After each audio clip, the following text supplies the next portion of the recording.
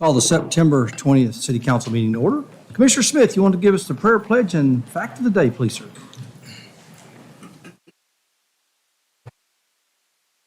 Our Father, we're thankful once again for your blessings that you continue to bestow upon us for this opportunity to serve this city. We ask that, Father, you continue to lead, guide, and direct us, that all that we should say and do be pleasing and acceptable in your sight, that all we do will be for the benefit of the citizens in which we serve.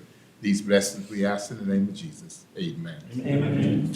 I pledge Allegiance to the flag of the United States of America and to the republic for which it stands, one nation under God, indivisible, with liberty and justice for all. Fact of the day. Today is National Pepperoni Pizza Day. Yep. Multiple surveys have shown pepperoni to be the favorite pizza topping of Americans, and more than a third of the pizzas in the country are topped with it. So it comes as no surprise that there's a National Pepperoni Pizza Day. Pepperoni takes its name from pepperoni with one P, an Italian name for pepper. In Italy, what Americans call pepperoni is known as spicy salami. Pepperoni is a dried sausage made of a mixture of pork, beef, and spices, including peppers. The name pepperoni began being used following World War I, primarily in Italian-American communities. Pizza began becoming popular in America after World War II, and the first evidence of pepperoni on pizzas dates back to 1950. They gained in popularity at the same time that pizza chain restaurants were proliferating. Pizza Hut opened in 1958, and Domino's opened in 1960. Back to the day. Oh, gosh. So the council will now, Well, Susan, we're going to hold that up just a minute. Okay. We're going to go ahead and do the presentation. We have Stephen Cribb come up, okay, our special projects coordinator. So get the kids out of here. okay. Yeah, so, Stephen, come on up. You've got two presentations, one the Apopka Youth Council and then our art contest winner.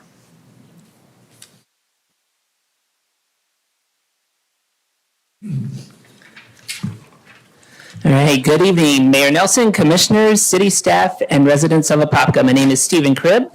I'm Special Project Specialist here for the city of Apopka. One of the special projects that has been requested of me is the privilege to lead the Apopka Youth Council for the 2023-2024 school year. During this school year, the Youth Council will be encouraged to serve the community of Apopka through service projects they plan and participate in. Youth will engage their local government to see how they can impact change. Finally, AYC members will grow and develop their leadership skills. I am here to present the 2023-2024 Apopka Youth Council. These students were selected based on their demonstration of leadership, heart for serving their communities, and passion for local government. This year's Youth Council includes students of both public and private academic backgrounds. The names of these students selected for this year's Apopka Youth Council are Ashley Blanco, Tristan Cook, Alfred Luna, Mia Perez Interiano, Brianne Protasio, Beatrice Salim, Charles Williams, and Olivia Young. I have three of these youth council members here tonight, and I will let them come up and introduce themselves. Good evening. My name is Olivia Young. I'm 17 and I go to Apopka High School as a senior. This year with the Apopka Youth Council, I look forward to learning about the city through working alongside our leaders, you guys. And I also look forward to expanding my network for use in the future. Thank you. There you go. Hello, my name is Beatrice Salim. I'm a senior at Apopka High School. I'm 17. I'm excited to meet the new members of the Youth Council and also better in connection with you guys. Good evening. My name is Mia Presentariano. I'm 17 years old and I attend Apopka High School. This year I'm looking forward to working with my fellow Apopka Youth Council members to help our community and spread the outreach for the communities within our community. That's awesome. Okay. All right. Thank you so much, Mayor and Commissioners, for your commitment to Apopka's youth and allowing them to participate in their local government in such a way. We appreciate your continued support. All right.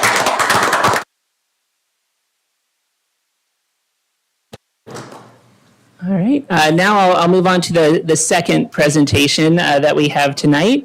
On this past Saturday, the 16th, we had our Hispanic Heritage Celebration. I saw all of you out there. Thank you so much for coming and being part of the community in that way.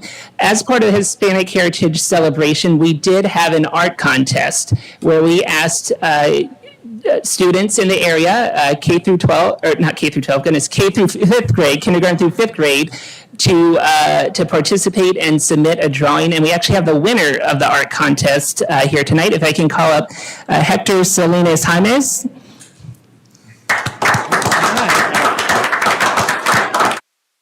All right, so this is Hector, and Hector, we actually have a gift for you here.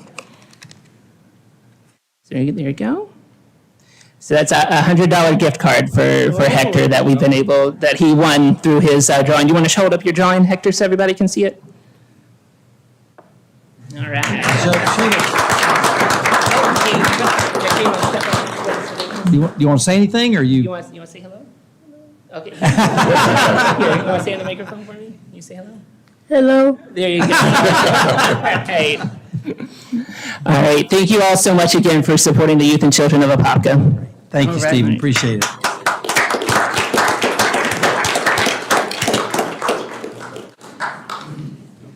All right, Susan.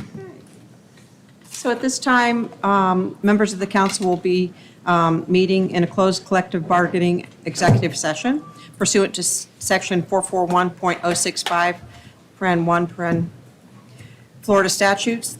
The city council will hold a collective bargaining executive session to discuss collective bargaining agreement between the city and the Apopka Firefighters Association, Local 5293 International Association of Firefighters. In attendance will be Mayor Brian Nesson, Commissioner Nick Nesta, Commissioner Alexander Smith, Commissioner Kyle Becker, Commissioner Diane Velasquez, and Special Counsel Jeffrey Mandel. Closed collective bargaining session will be held in the mayor's conference room.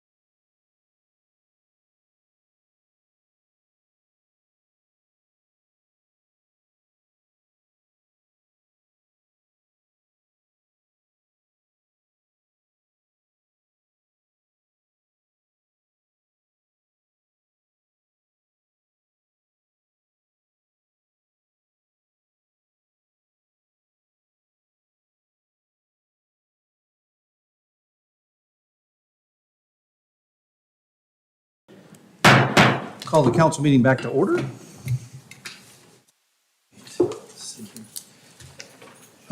We've got the regular council meeting minutes and the tentative budget hearing minutes to approve for motion. The only change on the regular council meetings was the Memorial Park bench. It didn't articulate the style of benching, and we had decided on the style. Oh, with the one with Yes. the center, okay. So That's the only Susan, thing. yeah, could add that to the, okay. With those changes, the motion to approve the minutes. So Got a motion by Commissioner Velasquez, Second. second by Commissioner Nesta. All those in favor? Aye. All opposed, motion carries unanimously. Next up, public comment.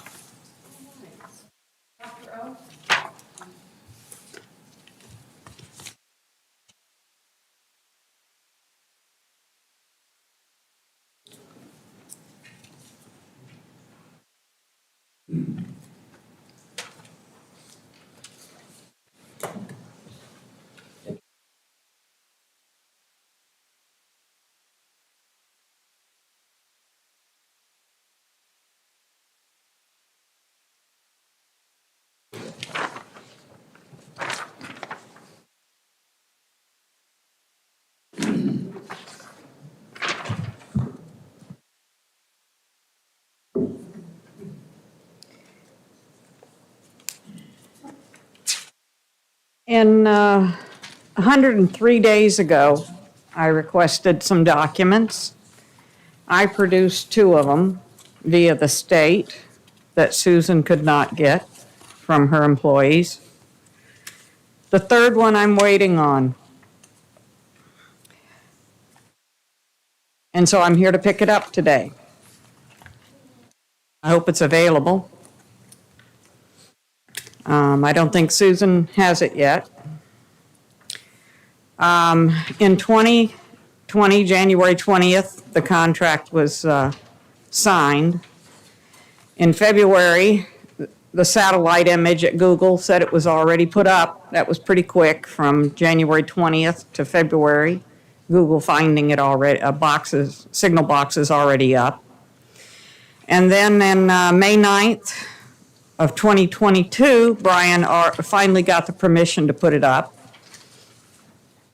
Finally. And that's 27 months after he put them up. And then he wrote me on July 31st saying that he had permission prior to the installation. Now, the installation was done in February of 2020, and he didn't get permission until 27 months later. And then he was censured for lying 3 days after he told me that he had had the permission.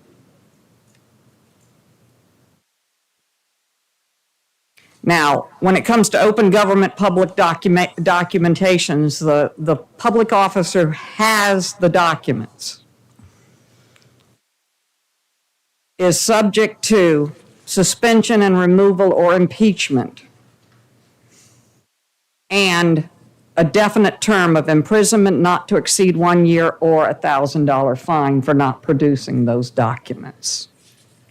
The person who has and doesn't provide me with an opportunity to see those documents and to take a picture or provide me with copies of those documents. And that's the person who possesses and is in control of those documents. Now, this snapshot was provided to Susan, and this is where I said we were $20,000 missing money, unrealized over 2 years. 25% exactly, 75% disappeared in 2022. 20,000 of it disappeared totally. 5,000 is somewhere, but what I asked for was a document explaining where all of it went.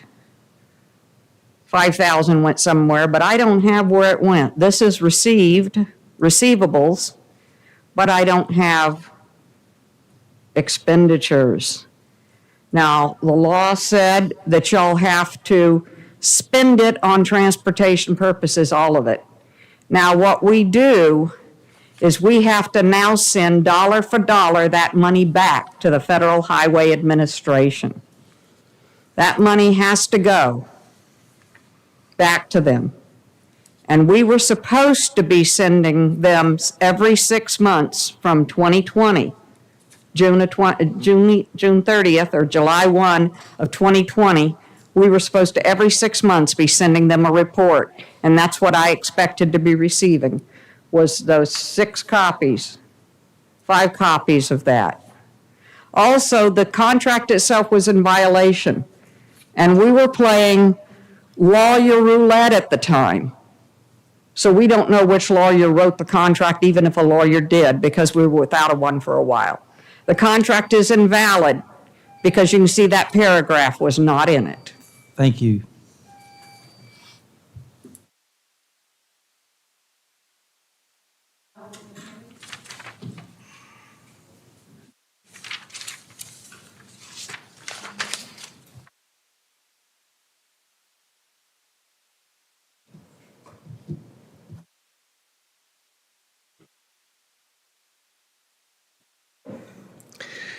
Albert McKimmie, 3603 Golden Gem Road.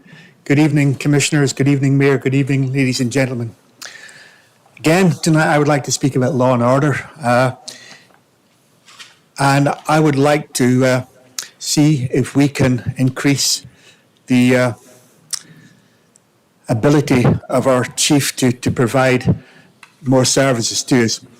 For operational security, I'm not going to discuss the number of officers I believe that are working on any particular evening, but I believe it's quite low.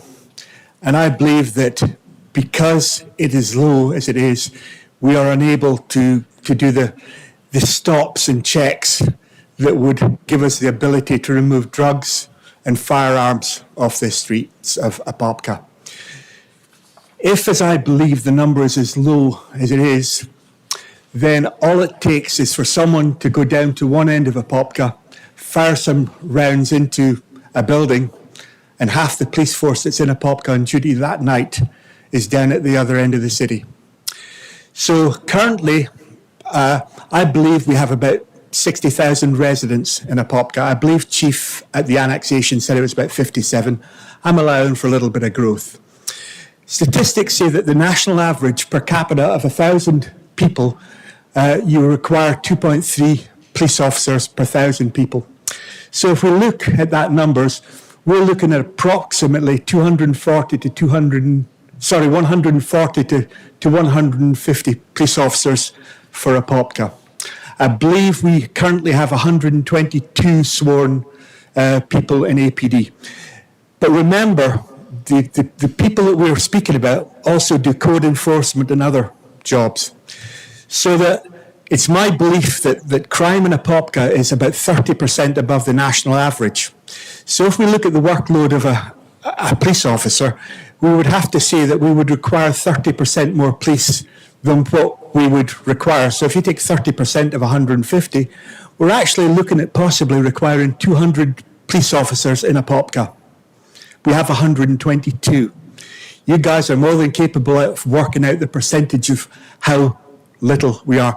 Today, I believe we ought to congratulate the chief. I believe there was some progress with drug-related offences in Apopka today.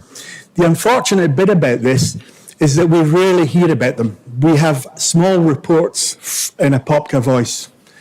But really what we need to do is to be sending a message to the people who are trafficking drugs, who are laundering money, and who are gun running in the evenings in Apopka and shooting things up. If we don't have reports, and you know, I realise Chief McKinley, and I respect him, he's not Grady Judd. He's not got the personality of Grady Judd. But we really do need some reports. You know, can we not provide an officer the same way as we do with the fire chief to come in here and give us some reports, to give us some good news about taking drugs and firearms off the street? There's a lot of other things that will begin to get better once we take drugs off the street. You know, if our leadership don't send out a message that crime has to be stopped in Apopka, then when we look at the fact that we need a forensic audit to decide whether or not things are happening out of place in this administration, it's a sad reflection on how we view the city. I mean, I really believe there's been significant changes because of our commissioners in the last 6 months. But we really do need to have a look at a forensic audit. And that audit must encompass a lot more than what we're currently looking at. Thank you.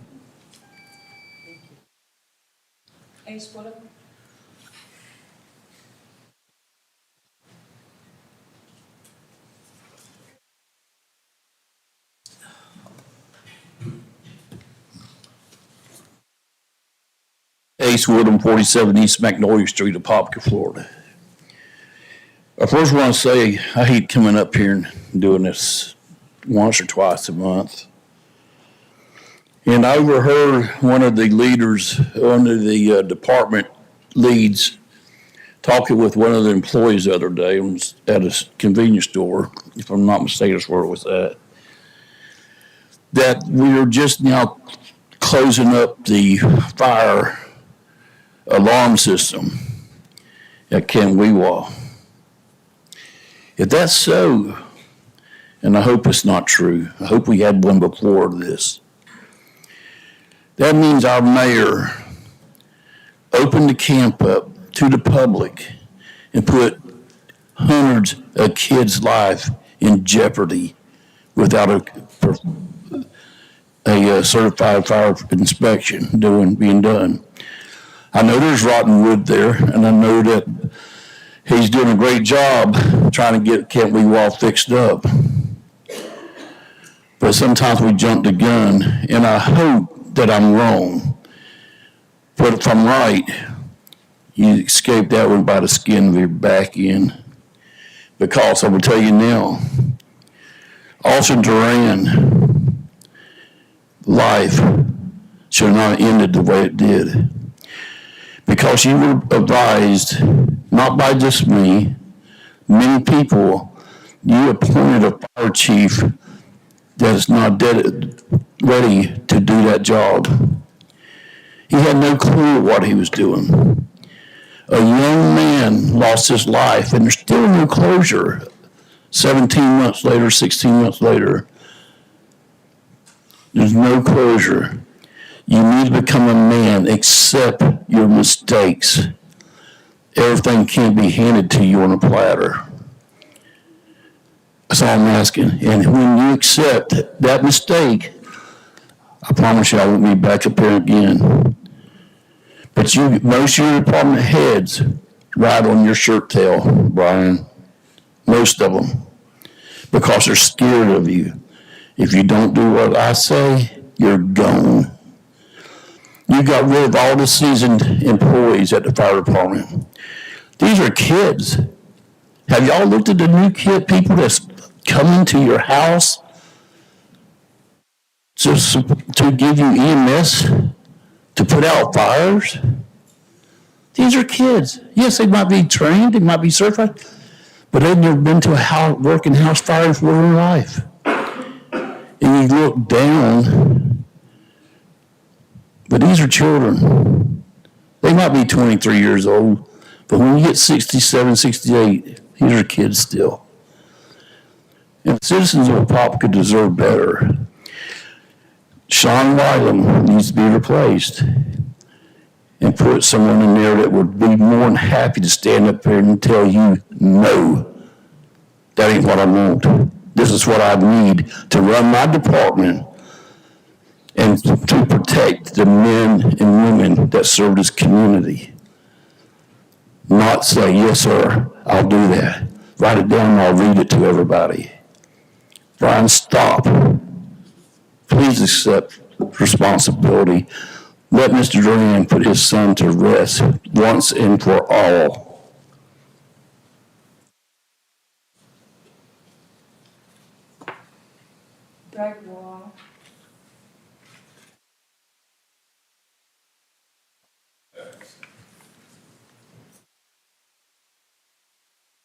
Yes, good evening. I remember you, Brian. Do you remember me? Kyle. Oh, Kyle. Yeah, remember, we can't. Got the right glasses on. Yeah, thank you. Yeah, we came a couple of years ago, remember, Brian, for Punkan, when we were talking about the park, and they were going to charge the $6 to play the tennis. Remember that? The rate schedule for the tennis. Correct. So we came here for that, I believe, about, 2 or 3 years ago. But this incident is just a little bit different from there. I don't know if you guys are affiliated with the company Galaxy Tennis. No? Affiliated? We're not affiliated, but aware Yes. of the company Galaxy Tennis that's running a tennis program at the park. So Galaxy Tennis has the court 4, right? So that leaves, there's 4 courts at the Pumpkin facility. So he has 4. He has 1. And the community has grown, as you know. I've been here since 2003. And the community has grown tremendously. And before, when I used to come, plenty of space, plenty of time. You can come there, no one's there, we played. So now, since the community has grown, a lot more tennis players have been coming out. With that being said, being that Galaxy Tennis has court 4, that leaves us with 3. So recently, he's now has 2. Now, I'm aware that you can reserve the courts, right? So, which is fine. If you want to reserve the court because you want to play from a certain time, that's understandable. So what's happening is Galaxy Tennis is reserving 2 and 3 now, which leaves less than a quarter of the courts, which we understand he's contracted for court 4. We can't, to my understanding. So with that being said, should he not be just subjected to court 4? Is he able to use 1, 2, and 3? That would be the issue. So with that being said, now I stopped coming. I used to come every day. I don't come anymore because there's no more courts. Now I'm aware that they're going to be building more courts eventually. Or they're trying to build more courts. Okay. Do you know when that will be done at any time? Probably next year. Next year, really? Well, I mean, it'd be done, yes, next year. Okay. With that being said, should he not be just subjected to the contracted court 4? Yeah, Radley, who's our Parks and Rec How are you, Bradley? department head, if you want to, when you get done with your comments, if you want to just, he tell you what, we changed the contract, and he can kind of give you the details of that contract. He'd be happy to tell you. Yeah, Radley knows who I am. Good Okay. evening, Radley. How are you? Okay. So, because we all met at the Apopka facility one evening, having a meeting with Radley, so we went over this, and Okay. nothing has changed. So we're hoping just something that gets done, that's going to help this situation out, and, the conflict is just getting out of control. It's just going crazy. People are starting getting agitated, angry. So if, Radley can do something about court 4, again, we know it's contracted. So we want to keep Galaxy Tennis subjected to just that one court, and everything will be fine. We never had a problem with it before. So I guess you guys are aware of it. I don't know if Radley brought it up to you guys, but I felt to bring it up. Okay. All right? Thank you. Thank you, sir.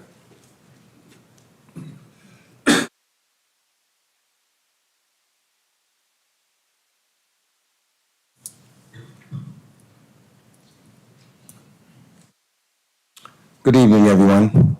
I'm here on the same subject of Pumpkin and the tennis facility.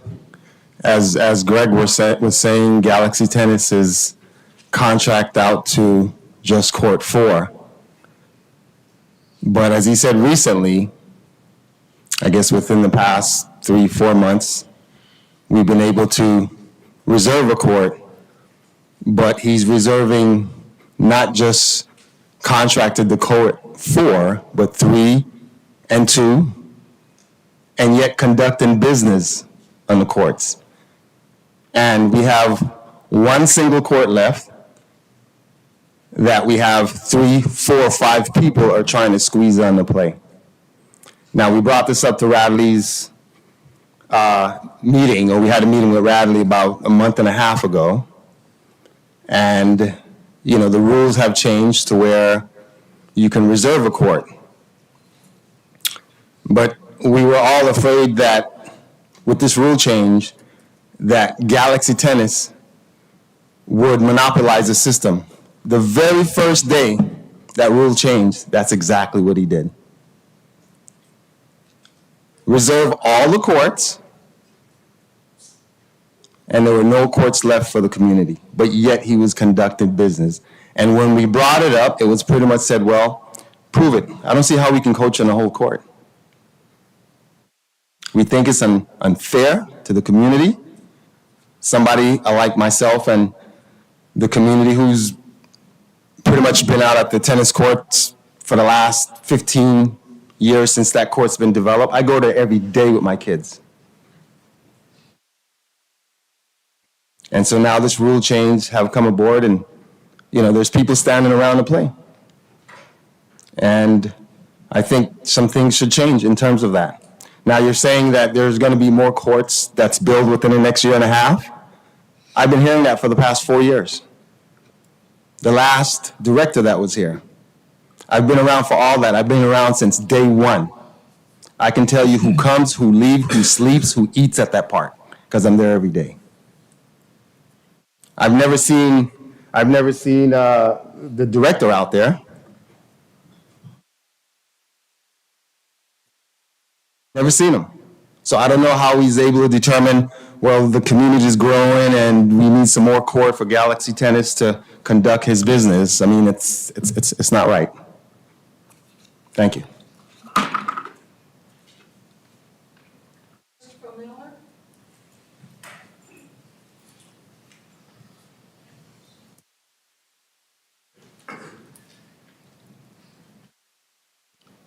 Sorry, I wrote it down.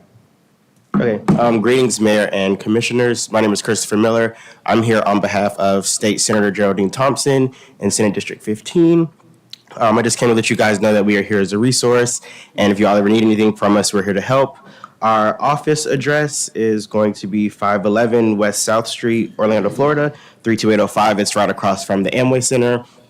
And our district office number is 407-245-0194. And again, I'm Christopher Miller, and we're just saying hello. Have a good one. Thank you for coming out tonight. We Thank appreciate you. And I have been a resident of Apopka. I graduated from Makaiva High School in 2016. it. Good for you. That's awesome. Thanks for coming out. How about if we have Priscilla Cole? You want to come up and give us, or you can have any of your kids that want to come up with you and.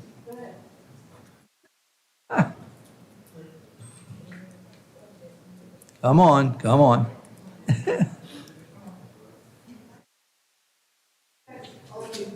all three. Come on, all four of you. Let's go. Come on. Let's go.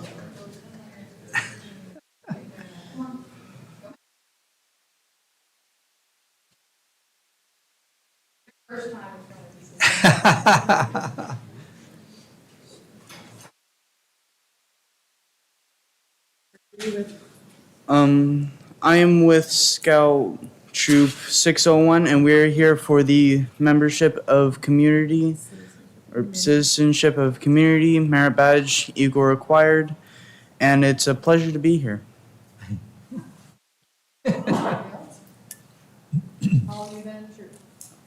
I've been in troop for nearly 2 years now. I've learned a lot, and it's been amazing. We're right here in Apopka, where we actually go to the church right down the corner. First Presbyterian Church is where we meet every Monday night at 7 o'clock. We have a lot of activities going on. We sell the chocolate bars. We're doing anything we can to help the community, plus to also build up our troop. As you can tell, there's only a couple of them. There's a total of 6 that we have in total. But we try and we keep pushing any other boys to come on out and join us. We can't go camping once a month, so we go around to all the parks. We've been to all of the parks. And tell us about Kristen, your son. Oh, yeah, my son actually was the one that did the Eagle project for the clock that's out front. So my son, that's where it originally started from. He eagled out in 2016, but he's been with them. They all know him. He helps out still, 18 years old, graduated from Apopka High already, and he still comes back and helps them out. And I'm still there. That's awesome. Good. Thank you. Well, It's nice to Mr. meet Becker, you. I know you've been an Eagle Scout. yeah, I mean, well, that citizen, there's 3 citizenship Eagle required merit badges and. 4 now. Oh, 4 They now. added another, they just added an extra one last year. Okay, but the community one is the most important. It's the closest. But, and they used to have like a plaque with all the Eagle recipients at that Yes, church. we They still still have have it? it. Yep, Okay. it's actually And all down 4 to- of you have your places reserved, right? Oh, I hope so. Yeah, they added citizenship in the society was the new merit badge that they just added, that is an Eagle required also. Okay. Well, good luck. Great. All right, let's grab a picture with, while we got you all here. How about that?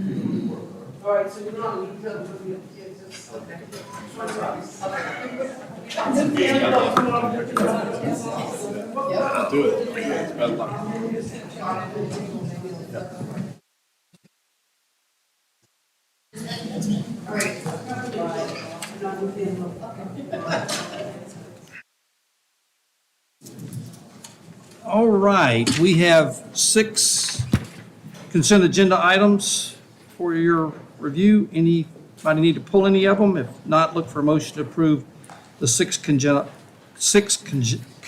agenda items. Number 3 for me, Sure. that's the group that was doing the BTRs and kind of getting us back on track on that, correct? Yes. Okay. I was just hoping, because that's a renewal, and I just want to have them, I would like to have them come do a presentation, quick, concise presentation, just to kind of give a update, how it's going, things like that, because I know we've had, I assume, we've all gotten some, conversations of just some feedback, so I'd like to see, to make sure they're receiving the same feedback and that it makes sense moving forward. So you want to take it off? Yes, please. Okay, so we're going. I'm sorry, number 3 was what, BTR? Yes. Okay. so Oh, we'll- yeah, no, I'd like for them to come back and give us an overview. perfect. A quick All right. update. All right, so looking for motion to approve the 5 consent agenda items, which is 1, 2, 4, 5, and 6. So moved. Got a motion by Commissioner Nesta, Second. second by Commissioner Smith. All those in favor? Aye. All opposed? Motion carries unanimously. Next up, business item floor and decor, Apopka, Jean Sanchez. Good evening, Jean Sanchez with the Community Development Department. This major development plan was tabled at the last City Council meeting, September 6, 2023, and it was tabled to tonight's meeting to allow for discussion or further discussions on transportation issues. Tonight, applicant and staff are available for any questions you may have, and our recommendation hasn't changed. Any questions for Jean? What's that? Yeah. Vote to take it off. We're requesting to remove Okay, it oh, I'm from sorry, table? yes. Motion to take So it off moved. the table. Got a motion by Commissioner Nesta, Second. second by Commissioner Velasquez, to take it off the table. All those in favor? Aye. Opposed, motion carries unanimously. Okay, So, I had a meeting with Floor Decor, and Pam was present for that meeting, and I believe it was Monday, Tuesday? Monday. Okay. And I believe tonight, too, the applicant has a presentation for you. okay. Just want to go ahead and just jump right into that? Wait. Yeah, Yeah. okay, all right, come on up. Thanks. It's gene size, got it. Wow. Good evening, Logan Opsahl, Lowndes Law Firm, 215 North Yola Drive. I'm not going to have a lengthy presentation, just a couple slides for our references. I was able to meet with most of you over the course of this week. You'll recall from our last meeting, there were kind of 2 issues that came about, so I'll just dive right into those. It was Lakeview Drive and this Mayflower Avenue. Kind of all familiar with that, the condition of Mayflower Avenue. is usually, functionally, this is being used as a driveway to Mid-Florida Freezer, and you can see the trucks in the aerial. It's been used for some time, over many years, and so it's had some worn from the trucks. And then separately, there was the Lakeview Drive, which is a county road. This body has encouraged staff, and I believe was taken on themselves as well, to reach out to the county. My understanding is the result of those conversations is the county does not have the funds or the gumption to move forward with any sort of improvements to this right now. So there's a sense of the city needing to take that on. I would say it's rare, or maybe not the word rare. It's it happens, but in this scenario, you have a development coming in which has the potential of directly benefiting and alleviating the traffic issues on Lakeview Drive. And I'll get to that. But I wanted to show you the site plan here, which we're familiar with. I believe you have in front of you. Again, it shows the access points that were talked about in a previous meeting. The takeaway that I took from the last meeting, and as directed by this body, was to work with staff over the issues I just noted, which again, just as a recap, this project's been going on for some time. We've got it rezoned, a comp plan amendment. We got our PSP plat approval, and now we're here on major development plan, all of which got unanimous approvals from the applicable bodies, DRC, recommendation of approval from Planning Commission and your staff. That said, Mayflower Avenue, and I said this last meeting, Mayflower Avenue, the conditional Lakeview Drive, we went in this project eyes wide open. It's been an ongoing discussion with staff and now with the commissioners. I had indicated to those I met with and otherwise at the last meeting that Florida Corps wants to move into this site as an investment in the city. It's a great opportunity for the area, for this site in general. There are my side of things that I need to come up and discuss with you, and there's the business side of things. And unfortunately, dollars and cents sometimes aren't always there to bring a roadway up to code standards. And that's what we're dealing with here, right? Mayflower Avenue is city right-of-way. So it's not something we can simply, repave or slap some striping on. It needs to be fully engineered. And I believe there's been some figures passed around from the staff's perspective. It's a big bill. But I want to talk about, in light of those things, what we've kind of come up with from this site plan and how we can address that in a creative way. So one is install a gate. I've heard the comment, Commissioner Becker pointed this out too, of a concern of patrons trying to access the site and this parking lot through Mayflower Avenue. A physical gate would prevent that. What we had in mind, and of course it would need to comply with code standards, design standards and performance standards in the code. So we would work with the city on that, with staff on that. But the trucks would have the access code or the key, however it works out with the design standards, to be the only vehicle, right? So truck only would be able to access the site here, and you would be physically restricted as a patron, or any other vehicle who would want to go on Mayflower would not be able to access the site. On top of that, we talked about signage. Again, we would yield to the city on what that would look like, whether it be a trucks only and no outlet or both. We're happy to participate in that, so there's clear direction, and also there's a physical barrier. I think some or most of you have been out to this site. We're well aware of the area and, again, the condition of Mayflower. Some of the concerns that were talked about in the past was, will a car want to access Mayflower? But I want to point out, too, that, one, we would mark this for employee parking, and we'd have directional signage, but importantly, Shepherd Avenue is now vacated.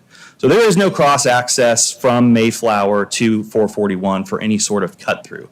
One, it visually looks that way today. Shepherd Avenue was fenced in and used as storage for Mid-Florida Freezer for years, if not decades. So it has never been functionally used as a right-of-way, although it's been classified as one.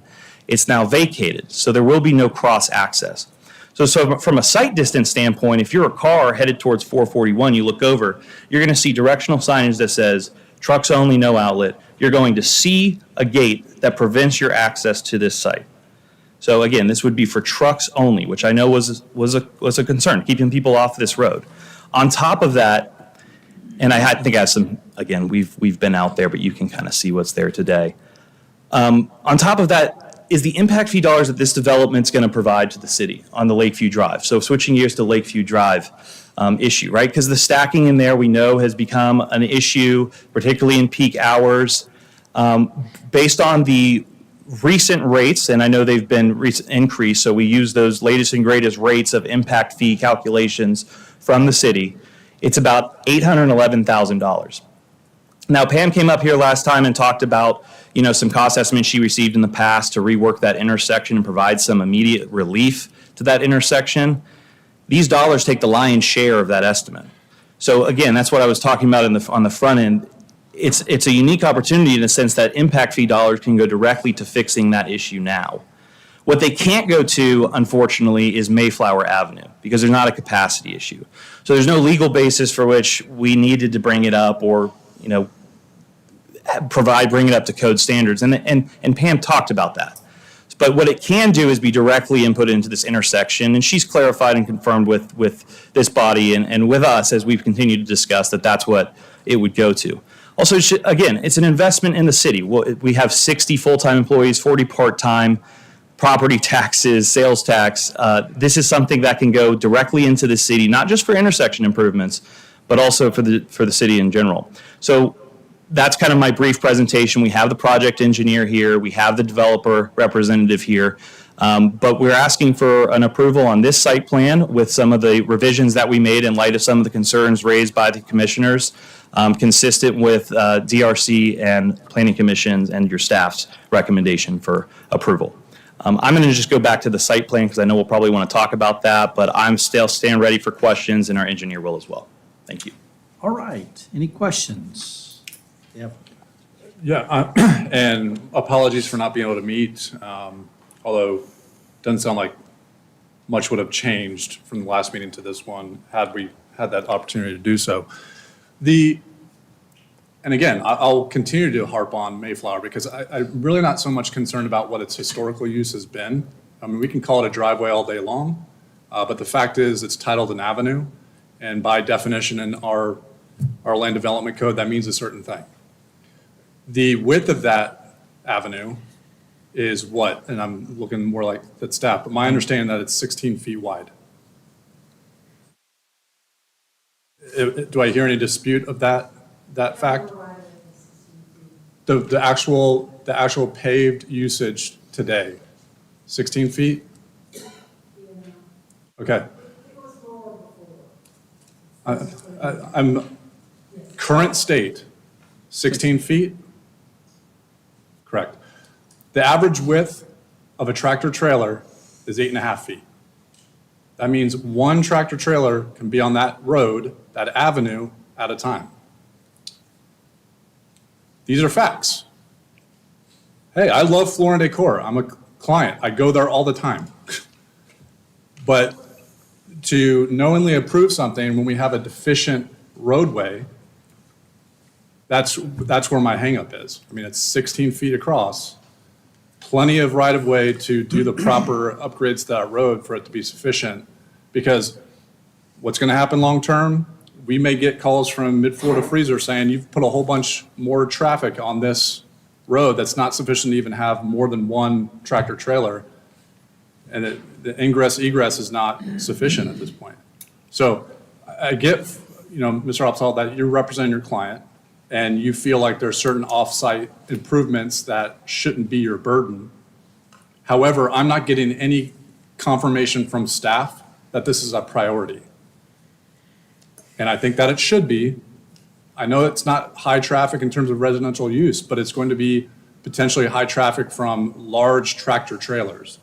And the road needs to be engineered properly for the use that it's going to have on this property. So I think that use remains today, Commissioner. I mean, granted, I've seen two tractor trailers pass each other on that road. Your point's well taken. That continues to be the use today. And yes, there are deficiencies there that have been caused by Mid-Florida Freezer for some time. And of course, most of this parcel is vacant except for the grocery store. So it's not something that's been caused by us. And again, we're continuing that use with some minor deliveries to add to what's existing today. And so that's why I said, we want to work with you because I think before we were talking about a safety issue, right, with regular vehicles going into the parking lot. But from a legal basis, we have not caused this deficiency. So to hang up this project who has not caused that deficiency based on that, there's no basis in which we can do that. That's why we're here, and that's why I want to be able to provide some short-term fixes, because I think long-term, when there is money and maybe some input from other property owners, that's something that we can do together. But in my opinion, my argument is we have a road that does not satisfy the width requirements that a fully functioning road within our city, our standards should be.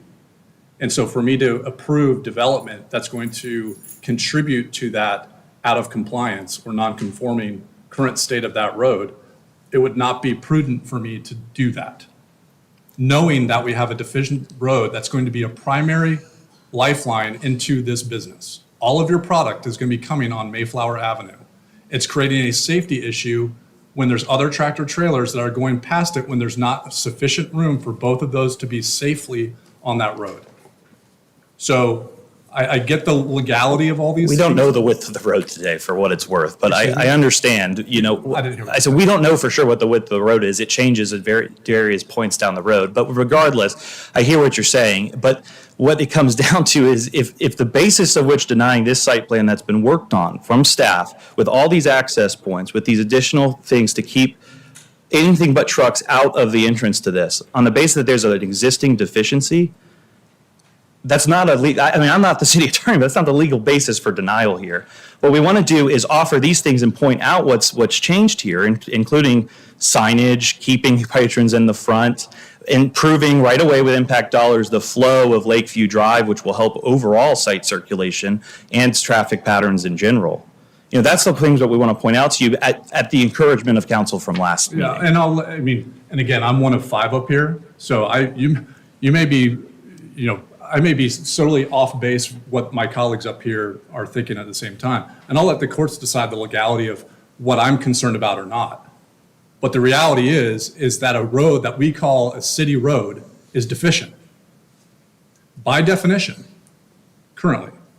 For me, I have to consider that when I look at the totality of what I'm approving. My vote to say, we're going to introduce a whole bunch of volume on this road that is deficient. If I were to say, yes, I'm voting for this, okay, I've just knowingly approved a project that's going to cause more safety issues on a road that's deficient. Okay, so and I can understand and appreciate that position, and we all have roles to play here, right? What we have from my standpoint, I'm a land use attorney who's representing a developer who's coming into the city with a site plan that meets all the code requirements. We have a deficient city right of way, and now we're all the way here at major site plan development, and we can't approve this major site plan because there's a deficient city roadway that's going to continue to function the same way.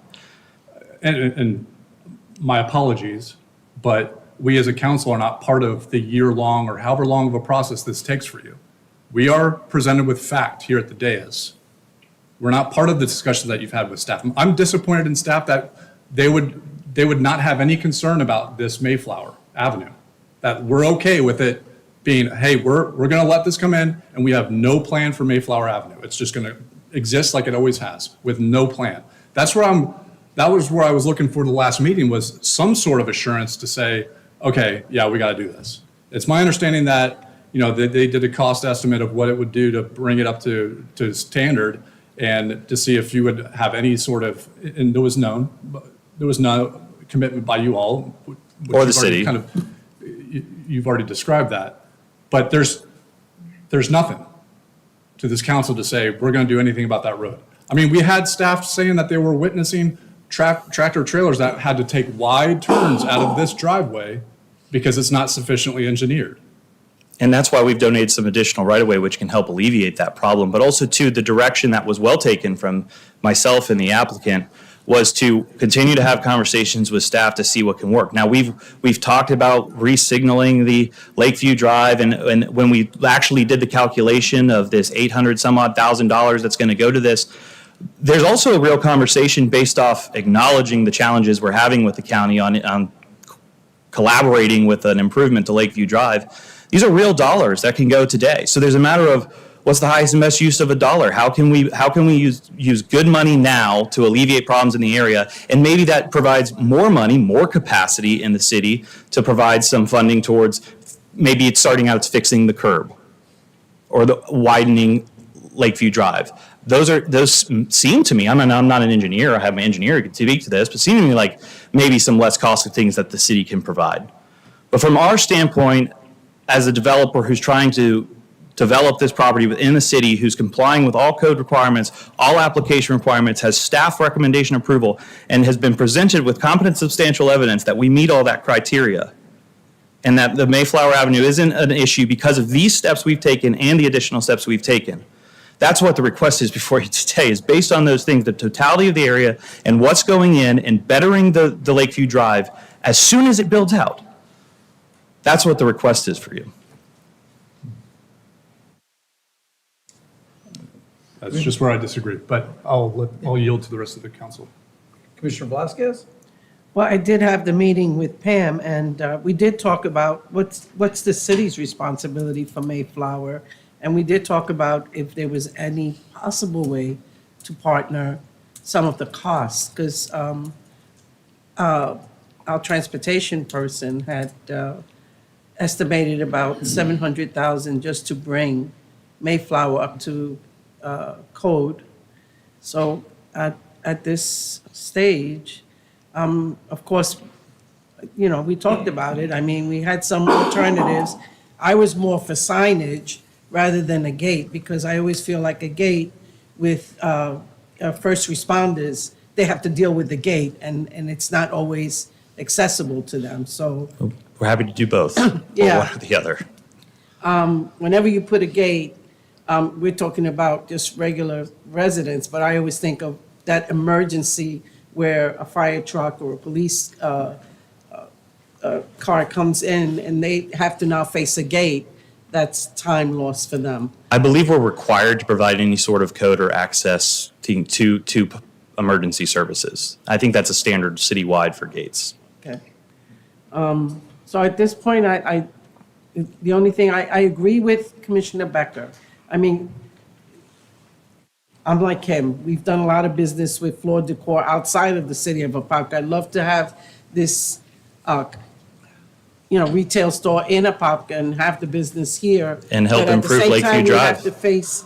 we have to deal with the fact that we are bringing in a box store business with an insufficient road for them. Yeah, but again, this isn't a roadway that our patrons are going to be on. I mean, this is going to discourage any use of Mayflower Avenue other than trucks, which is being used today.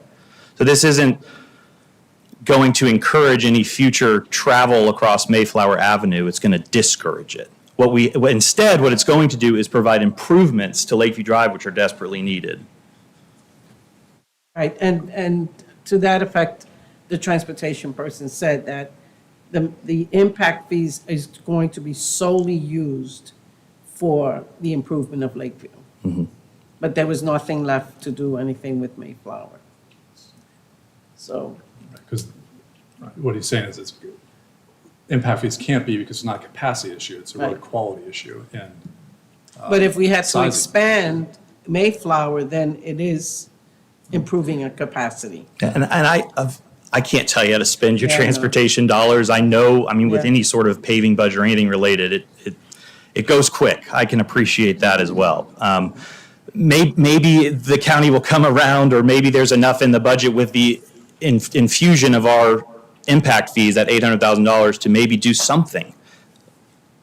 I just can't direct those funds, unfortunately. Yeah.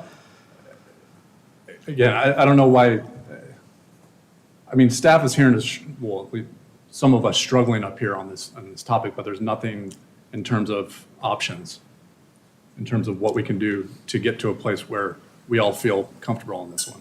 I'm just not hearing anything from staff to say, hey, we'll commit to doing this or to address these issues. This body can certainly direct dollars towards Mayflower if it's your prerogative, Commissioner. We would certainly welcome that. I mean, is there an appetite from the board to direct dollars to Mayflower? I mean, clearly it's our street, it's our road, it's our avenue, whatever you want to call it. It's not a driveway any longer. I don't care what it's been used for It historically. functions as, but hey, That- I that's won't oppose probably it a if that's what you want to non-legal term, do. I'm assuming. Yeah. Can we have? Well, let's, why don't we just, Commissioner Smith, My major concern was with improving Lakeview Drive, and it appears that they're willing to do that. Mayflower has been in the condition it is for some time, and the two businesses that are currently there uses it as it is. And so I'm not so concerned about Mayflower. My major concern is making sure that Lakeview Drive is improved so that there's safety, especially at the intersection, and that those customers that are going to patronize this business is able to do so safely. And so Lakeview Drive is my major concern. And that's well taken. I mean, you guys know about this property too. I think it came up a year or two ago as a gas station, and boy, there was some opposition on that one, I know. That's a big, heavy traffic user with lots of trip counts. This is a relatively low trip count user as well, and I think the combination of those low trip counts of what's being proposed, along with the impact fees and immediate, improvements that are needed in this area, is something to consider in terms of what else could be there.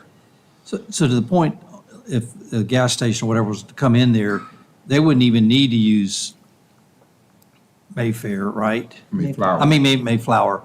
So if they didn't even need to use it, then that wouldn't even, it'd be a moot point. But their impact fees, and I mean, do we need another gas station? I'd rather They'd have about 4 times, well, I'll let the engineer speak to this if you'd like, about 4 times more trips.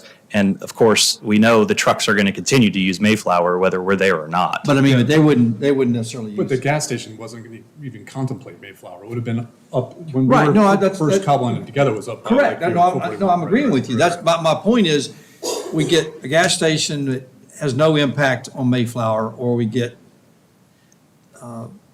Yeah, and gas station, that's just an example of what was proposed in the past. Right. So there are several other uses that might have more trips, but as an illustration, yes, this is a low trip count use. Mr. Nesta? No, I appreciate you taking the time on Monday to meet with me. As we discussed, I mean, the Mayflower is something that is very important to me. I took pictures of it, drove by, and I mean, it's rough. From my understanding, the city is vacating approximately 12,000 square feet for your project's benefit. So there's definitely some coming from the city for your benefit from Shepherd Avenue. I believe Shepherd was a county road. We had to vacate that at the county. No, I'm fairly certain that was ours. Pam, do you know if that?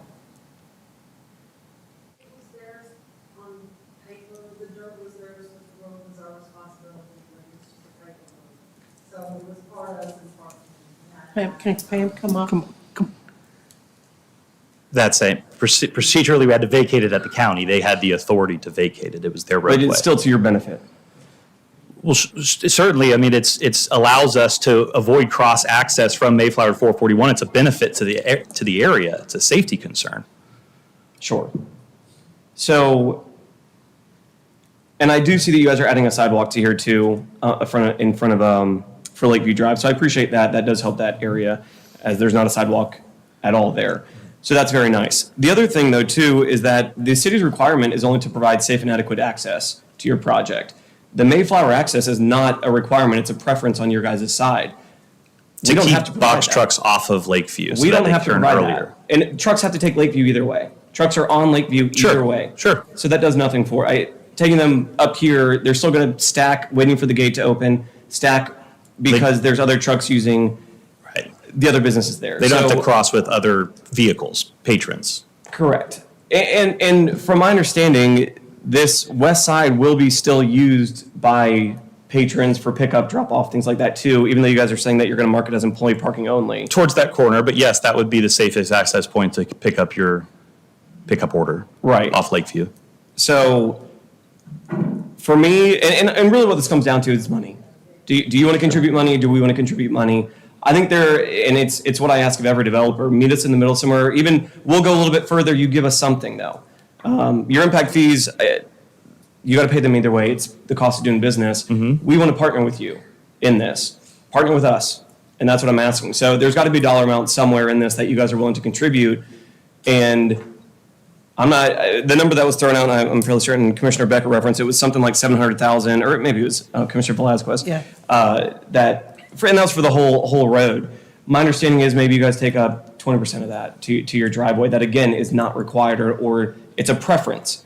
So if you prefer to have that access point, then contribute 150,000, 125,000, 175,000. And we can keep moving. And if 175,000 is a make or break for your project, then it's a much closer project than you guys should be doing.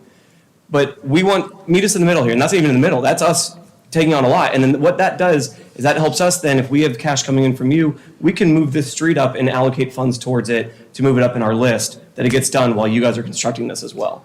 Okay, and what you just said, I think, was probably a very productive point in our meeting as well. I mean, we talked about the dollar and who needs to give them, and I understand that. Yes, you're right. The margins are small. Who needs to give the dollars? Us or you, or how to do it? I mean, we're not legally obligated to do it, but we did want to at least have a conversation to see what that would look like. Again, the margins are small. I'm hearing from our business side of my clients that said that they're not able to contribute to that.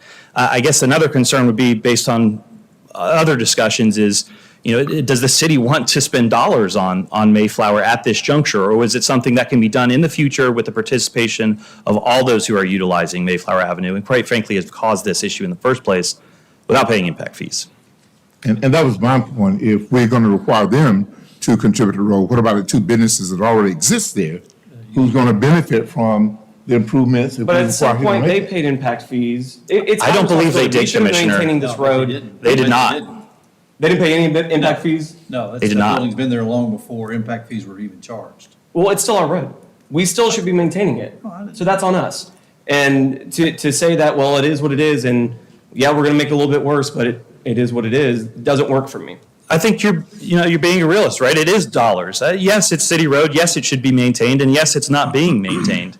We would welcome it to be maintained, but that's not a burden that we can take on from a cost perspective. It's something that we could have a conversation with if other people are participating, perhaps with some time to make it make sense. If it's a matter of dollar and cents, to map it out to make it make sense. But right now, to offer a check of $150,000 is not going to work. But what we can do is restrict access now, limit it from our use to just the trucks, and then continue to look where this is going to continue to be something that the city and us as an end user is going to want to be interested in doing. But first, we need to get developed out so that we can have the dollars and cents to fix the other issues in the area that are more pressing. I hear what you're saying, and again, you were doing exactly what you're supposed to be doing, is representing your customer, and I'm doing exactly what I'm supposed to be doing, is representing our residents. Again, and knowing the cost of these projects, understanding development, $100,000, $125,000 is not going to make or break this project.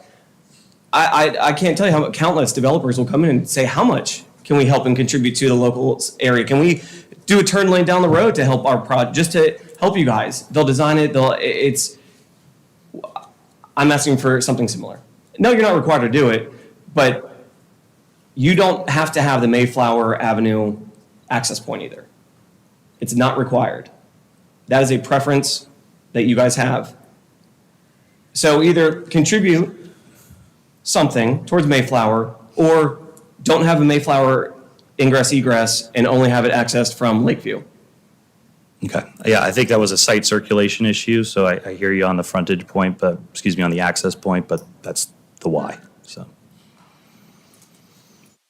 Well, I don't have any more comments. Did you have a chance to speak with Commissioner Moore? I know you said you were going to reach out to her. Yeah, so we spoke about that, and really it's because of government being unnecessarily convoluted. That intersection of Lakeview itself, FDOT owns the light and the road, 441. Orange County owns the right-of-ways, ish somewhere, sorry. And then we don't own Lakeview, but, so it's a there's a lot of municipalities that come into this, so we'll get somewhere with it, it's just. FDOT owns and controls the signal, and Orange County, and 441, Orange County owns and maintains all of Mayflower. We have no responsibilities there. If we want any. Lakeview. I'm sorry, Lakeview, I'm sorry. if we want to have that signal modified in any way, and I talked to DOT for a very extended period of time, I also talked to Orange County, there will be no changes to that light that aren't approved by DOT. And they have the plan, the site plan, and the traffic study, and they're trying to work out something that we could do as an interim fix until we can find the funding to do the full-blown fix. And that's where we are with that right now. So you did get to talk to Commissioner Moore? Yeah, absolutely. Okay. No, and yeah, I know there's discussions going on from Orange County side as well. I've asked to meet with them, and so that's in the works. Again, I had less than 2 weeks to make it work, which was fine. And we're still working on it. That's not something, regardless of where this project goes, Lakeview needs to be taken care of either way. So that's not an endeavor I'm going to stop, regardless of Floor and Decor coming in or not. Except for the additional funding, of course. Sure. But it's either you guys or somebody else. It's a good site. The amount of growth we have right now, we want you here, but I'm not going to be held hostage for something that I think we can work together a little bit more on this. Okay, and I thank you for that. I mean, they've been ongoing conversations. It feels like right now where it stands, at least from your perspective, is that this site plan is being held up because of Mayflower and the cost to improve it. Access. You don't technically need Mayflower. You want Mayflower. So, but this is, again, it goes back to the reasonable safety. It allows trucks to not have to have the same interest as vehicles. But there's a flaw in that argument because the safety of the truck driver is equally as important as the safety of the people that Of potentially course, use that road. it's the same conclusion. Right, and it's an unsafe road. It's not to standard. And so it still presents a safety issue. So again, the road's going to be utilized exactly how it is today, no matter what happens here tonight. And instead, we're offering real dollars and cents and solutions to prevent it from affecting our parcel and to free up some ability to put some dollars and cents to it for the city's road. I think where Commissioner Ness is coming from, and we've seen it up here before, and again, in all fairness to you, this is not legally your responsibility. However, we've had the development community that has come into Apopka that has wanted to be good partners with us. A prime example would be a residential establishment, what's the name of it? Avium Hamrick Estates. Oh, yeah. Off Pittman. Yeah, they didn't have to redo Pittman, but they volunteered to do it because they saw the end game and the value of doing their development within our city. That was probably at a much higher cost than what we're talking about here. But again, whether it's a penny or $1 million, that's a moot point in terms of the argument that you're trying to make. I get that.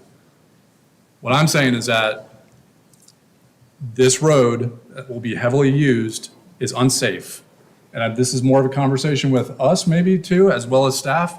But my approval of this project is predicated on there being a game plan for Mayflower Avenue and getting it improved so that trucks can safely egress off that property. It's about 4 trucks a week from our use. I didn't mention that earlier, so. Great. I mean, takes 1, right? 2. I'm not so much concerned about the volume versus the action. Anytime that there's an instance where 2 are passing by in the night, it creates an issue because the road is not sufficient at this point. I'm not going to diminish it by the volume. So we're talking about having them to improve Mayflower from Lakeview to the entrance? Just to pay for it. I don't actually want them to do it. I want to contribute so that we do all of Mayflower. I don't think we're going to get to a place where the applicant is going to commit to any money tonight. What I'm saying is that I think that we should, as a council, say that we shouldn't have a premier development or a store like Floor and Decor coming here and have deficient access points into this development. We should see value that Mayflower Avenue should be brought up to standard in a safe manner per our own code, per our own guidance, the Green Book guidance that we all say that we subscribe to, and improve the road. Whether it's 200K, 300K, whatever the case might be, we improve it because, again, to use the term, cost of doing business.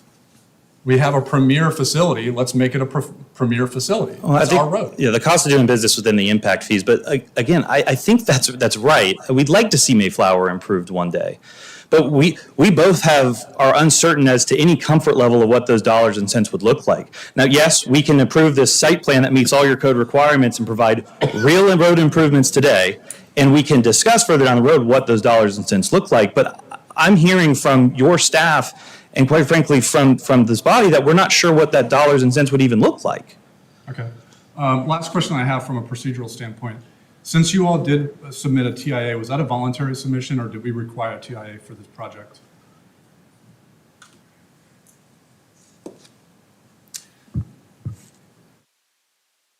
Yeah, they well, calling just you- when you get done, that's fine. Yeah, it was requested of the applicant. Okay. Of us. So do we have a waiver in the request for this, for the rebuttal presumption in terms of the left turn lane into this development? Part of the TIA that was submitted and approved, we discussed the need, or we analyzed the need for any left or right turn lanes, and it was found to be not necessary based off the volume of trips. And we have the waiver request within our packet? I'm looking at staff for that. I didn't see it. Okay. So Pam, so what's the cost to improve Mayflower, is your best guesstimate? DO did an estimate to do the cold in place, $700,000. That fixed the apron and the road. Right. It's not a capacity project. That would just be to bring the lanes to back where they originally were, which is probably 20 feet wide. So. And we can't use the impact fees we're getting to do that, so it's a. No, it's not a capacity Right. project. I would have to widen the road. And then we could call it a capacity project, but that would cost much more. That'd probably cost How do you define widening the road? Because adding, 20 wouldn't be sufficient. It would have to be 22 or 24 feet yeah, that's what wide? I'm saying. I would have to add at least, let's see, if it's 16 to 18 now, whatever it originally was, to make it, to call it a capacity project, the lanes would have to be at least 11 feet each. So it'd have to be 22 feet. So why wouldn't we just do that? And then we can't fix the intersection. Yeah, I mean, to me, the rub is Lakeview. We can talk about Mayflower we want, but Lakeview's the problem. I mean, I understand your concerns. I understand Mayflower is an ugly road. It's not up to standards. We can all agree to that. But for us to, if I've got $700,000, call it whatever you want, $800,000, if I'm gonna spend it on Lakeview to improve that intersection, or $800,000 to improve Mayflower, that's a no-brainer. And is that 700,000 going to improve the entire Mayflower? Yes, it'll improve the apron and all the way up to where Cold Link has their fence. But the road doesn't need capacity. It just needs to be brought back to its original, it just needs to be brought up to standard. the city standard. It doesn't need capacity. Right, I think but- at one but- time, I couldn't find aerials that I could see that were, say, 20 years old. I think at one time the road was 20 feet wide. But city standard, again, correct me if I'm wrong, city standard would be 12 feet on each side to a 24-foot total unless it's constrained by right-of-way constraints, which it's not, because there's plenty of right-of-way No, on there's either plenty of side. right-of-way. So 24-foot wide. Now, whether or not that qualifies for impact fees or not, I completely agree that Lakeview is of the utmost importance, but why do we have to pick and choose what's good or what's bad on, like, I'm approving a development in totality. If all the sum of the parts don't make sense to me, that's where I struggle with approving this. I know people are gonna kind of say, what the heck, you're bonkers for focusing on Mayflower so much. But what if we had taken the same route with Hamrick Estates and not made them improve Pittman? That would have been a disaster. But they did it, and they were good partners in doing so. I think the two are really compatible. Oh, Because here we're absolutely. talking about residential use constantly as opposed to only allowing them to use this for truck entrance, especially since there are two businesses that are currently using it as is. And I strongly feel if we're going to require them to improve it, then we need to also put pressure on the two businesses that are going to use it even more than what they're going to also contribute to improving Mayflower. Will you make those calls to apply that pressure? I'll make the call. Well, we need to. That's what I'm asking for. Is like we can talk about this all day, but then let somebody commit to doing it. Well, I'll call them, but that's no guarantee that they're going to do it. But I'll call them if you want me to do. I'll do that. If that's going to get us to move on, I'll call both of them. I was up there last week, so I can go back. For me, and it doesn't. And again, 1 of 5. Either abandon your access point on Mayflower and only use Lakeview, which is ample and adequate for what you need, or contribute something to the improvement of Mayflower. So that's where I'm at, but that doesn't mean that echoes everyone else's sentiment. I don't have any more comments on this. Okay. And again, I think it would be nice to have other involvement, and if that's the case, then I'd encourage the city to reach out to those other parcel owners as well. But the alternative would be to have box trucks going past regular patrons' vehicles off Lakeview, which I'm hearing is a concern of the council. That's not like they're going past them either way. No. They're accessing at Lakeview either way. But they won't be in the parking lot. They won't be going. They're one small section of the parking lot. They are. They're going to be backing in, passing right where they're picking up. They are. Again, I don't have any more comments. I've echoed my sentiment.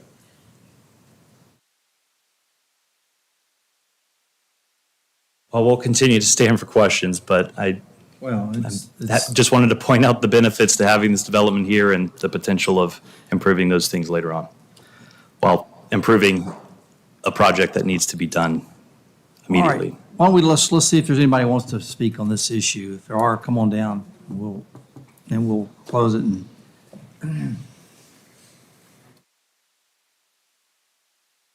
John? My name's John Cloran, 593 Hustler Road, City of Apopka. Been sitting back there listening to y'all go back and forth, back and forth. City of Apopka has the road. Why has not the City of Apopka, my councilmen that have been here before, why have you not done something about the road? This is just an added deal. You have someone doing it. You guys can't talk to Orange County. You don't even know who controls what.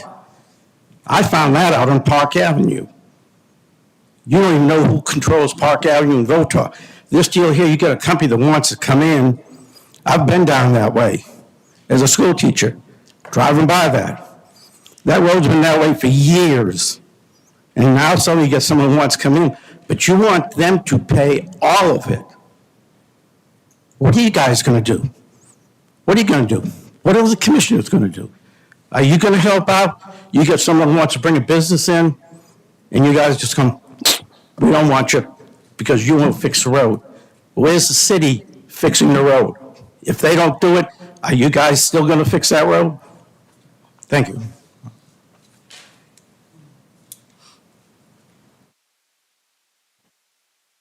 McKinney, 3603 Golden Gem Road, Apopka.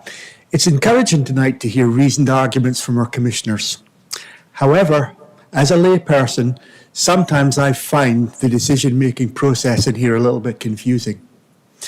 I hear arguments here today about vehicles not being able to pass side by side because roads are too narrow.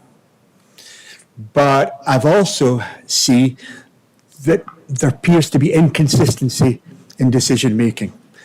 That's in the past. What I would like to do is to suggest tonight, if we're going to have reasoned decision-making and we're going to argue about certain things, I've heard the argument made in the past that sometimes we have to take a leap of faith and take the first step first. We did that in Golden Gem Road. 2 school buses can't pass side by side in Golden Gem Road, which is 16 or 18 feet wider, or 20 feet wide, I can't remember what it is.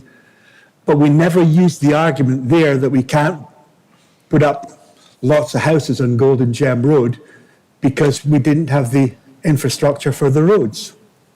It's basically the same argument that we're making here, but just one was commercial, one is for business. If we're going to make decisions based on that sort of reasoning, I would like, as we go forward, for at least to be consistent. Because to me, some of the decision making, and I'm not criticize an MD, but it doesn't seem to be consistent from my perspective as a layperson. Maybe that's because I'm not educated in the manners of what defines a road and what doesn't. But it does leave a bitter taste in my mouth that, you know, we've got 6,000 houses on Golden Gem Road, and this administration refuses to do anything about a road there, and yet they're going to hold tight and say, well, you can't have a business because the trucks can't pass. It's the same thing that we're arguing about. Okay. So, I mean, to Mr. Is it Cloran? To his point, yeah, that's what I was just suggesting, is that we take some ownership and improve the road. So, no, I'm making a statement. But again, I think to Commissioner Smith's point earlier too is, okay, and again, I'm using an example that's not necessarily applicable to this particular case, but to kind of articulate what I'm thinking, is if someone's out of conformance of something and they're not conforming use, and they go to apply for a permit to do something to their property that perpetuates the non-conforming use, it's not going to be approved or permitted. Not to say that that's the exact same case here, but it's generally the point that I'm making is that, yeah, Mid-Florida is using it right now, but we're going to add more to it.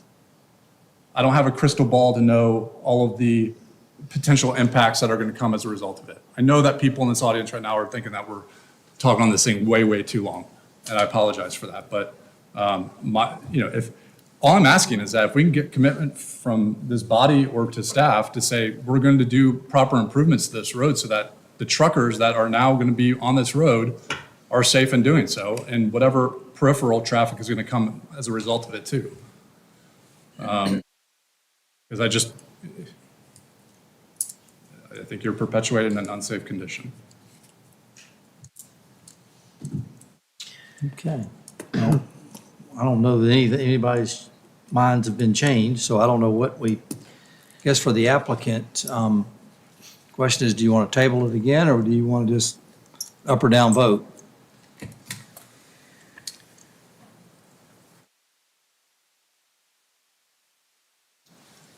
Thanks for all the input and discussion points. Appreciate it. Yeah, we'll seek a vote tonight. Take the vote? Thank you. I mean, in terms of up here, like outside of the applicant, in terms of improving this Mayflower Avenue from the ingress egress point that's in this particular plan over to Lakeview, I think is worthy because, again, it benefits Mid-Florida in the sense that it creates a safer turning radius and ingress egress off of Lakeview. And it creates some level of stacking because, again, Florida Decor is going to go in there. Mid-Florida, they can handle their own traffic once it gets past that point. Sure. If we can get commitment up here of this body that we can make those improvements, then I'm fine with it. But just to say that we're not going to do anything at Mayflower, that's where I get lost. So wait a minute, so let me ask, so you're asking if we can get the turn lane off Mayflower improved, that you're okay? So do I have a pointer? I think he's saying from Lakeview to their access point on Mayflower. Right. So that, whatever that is, 100 feet? Well, and turn lane off. 277 feet, but yeah. A turn lane off onto, The top button. Doesn't matter. Okay. So right here is the intersection of Lakeview and Mayflower Avenue. okay. So what I'm suggesting is that we commit to improving from here to right here, the boundary of their ingress egress point. Because once you're past there, Mid-Florida Freezer can be responsible for their own traffic if they want to continue their driveway usage of Mayflower. But if we improve here, bring it to our standards, it creates a better ingress egress, turn in, turn out, and better stacking if we have two-way traffic coming from Mid-Florida and Florida Decor. We can commit to that. So Pam, any idea what kind of number that looks like? So, and they're just a kind of a standard dollars per linear would be less than half of the 700,000, but somewhere around half. 300? 350. I don't know what's in the resurfacing budget, which is actually where this project goes. I think that when they did the study and analyzed all the roads, this is probably a 0 on a scale of 100. So, I mean, it just can't get any worse to sit. But it only serves 5 parcels. And with all the needs in the city, that's why it didn't rise up to the top. We have other roads that serve so many more people that can benefit from the $2 million or whatever is in our budget every year instead of spending half of it on this road. I'm not challenging what you're saying. I'm just saying I think that was the thought process. But when the study was done, I mean, was this contemplated at this scale? It was done 2 years ago. And I don't have it in front of me. I'll be honest with you, I don't even know if Mayflower was in the study. Well, I mean, so those two pieces are pretty important to the story, right? You don't know if Mayflower's included in those. I don't know that because I don't have it in front of me. It's possible it was. They were supposed to look at every road, but I'm sure it would have been at the bottom of the list. Just because of the traffic count. Yeah, the traffic count there is so low, that's why it's hard to justify widening the road, calling it a capacity project, and spending anywhere from $350,000 to $700,000. Well, it would be, actually, the $700,000 is to do cold in place over what's there. If you're talking about adding capacity so that we can use the impact fee money, that means that we're going to have to add base. It would probably be around $1 million to do, and that's a big number. For just that segment or the whole? Just for the whole thing, the whole thing, okay. not just for that segment, So would it be the same treatment as we did on Yothers? Is that, okay. I know the applicant doesn't prefer this. If we table this one more week or one more meeting to get a little better understanding of what our numbers do look like, what money have we allocated towards resurfacing and what this is going to cost to just get a comfort level there? Well, I mean, or not, if that's not a... I mean, I can read the tea leaves here, right? The staff doesn't seem to think that this is important. If anything, it's going to be a direction from this dais to staff. Say, right. So I heard evidence introduced to try and say that this is not a priority. So we would have to make it a priority for them. Correct. I think, based off of what Pam said, is this may not have been in the original assessment, and it's 2 years old, and this project is less than that. So this wasn't contemplated for the sake of argument. Again, I want, when these businesses do come into Apopka, I want them to have the best product possible. So if it takes us saying, hey, no, declaratively, we need to improve this to what I just mentioned, then let's do it. We're not broke.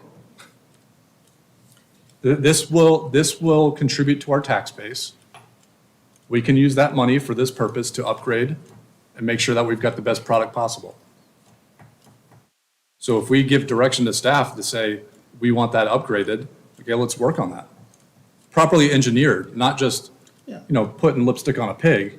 It's making sure that you've got the right radius of trucks coming in and out of that intersection, because that's going to get hairy in there.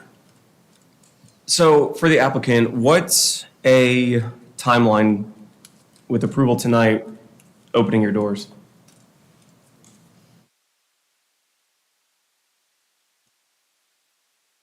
About a year and a half.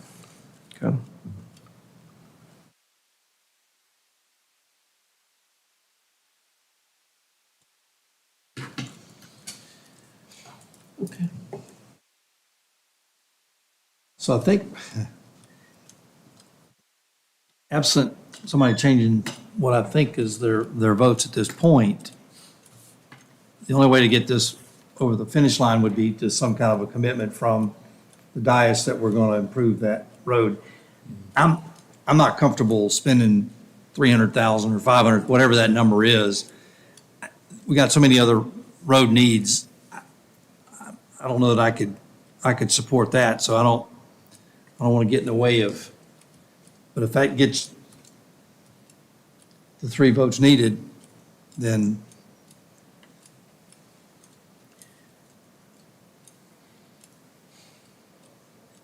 what if we just improve just the intersection itself, 50 feet or 75 feet, just got so that the turn lane was, I mean, now we're down to $150,000, $200,000, Pam? I mean, why not just do it all the way up for another 150? I hear what you're saying. I definitely understand that. It's just, I think the cheap way out of this is doing it up to their entrance. That's the cheapest way we can be doing this. Should be doing it. But we're still talking about spending $400,000 for 4 trucks. Yeah. No, this road should have always been improved. We're talking about a road that we own that should have already been improved, that we have slacked on maintenance of.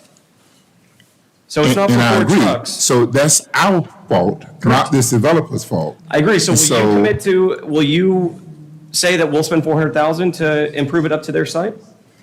Not for 4 trucks. We have other roads that are a lot busier than this road that need some improvement, that residents have been calling and calling about.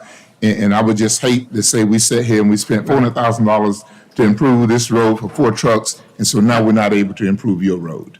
That's where I'm at. I can't justify that to the constituents we have here in Apopka. So Let me go and talk to Freezer and the other businesses out there and see if they're willing to contribute to improve this road. But you're focusing on Mayflower as that point and that there's 4 trucks going to be out. This is the applicant saying that there's 4 trucks. I'm sorry, but that's not scientific. What I'm suggesting is that it's the Mayflower leading into the intersection. The whole intersection, the ingress egress is unsafe. It's a safety issue. So to diminish that to any degree, you're going through convenience of having a couple potholes or something here and there to a true safety issue. Because Lakeview, again, if you've driven Lakeview a whole bunch, cars stack all the way back to Mayflower. So that's why we want to spend the money to improve Lakeview. Yeah. In addition to proper ingress and egress into Mayflower. So Mayflower is a tiny little dirt road, for the lack of a better term. Semis getting in and out of there are impacting people that are on Lakeview. But that didn't just start happening. It's not their I'm not Yeah. interested Yeah, about the history. We're here in the point now. Right. We're deciding business of whether or not to perpetuate an existing issue more. Like, again, Okay. I've made my point. Mayor, will you commit to doing that, like you had said, the apron up to, I don't know, 100 feet off of it? Because I think it's 277 to their, I think I can justify like, that. what's your dollar amount? What's your threshold? You pick a number. 150? That was the number you're looking for them. Let's make it like 200. 200. If you can do 200, we can get some harder numbers on that and see how much we can stretch that.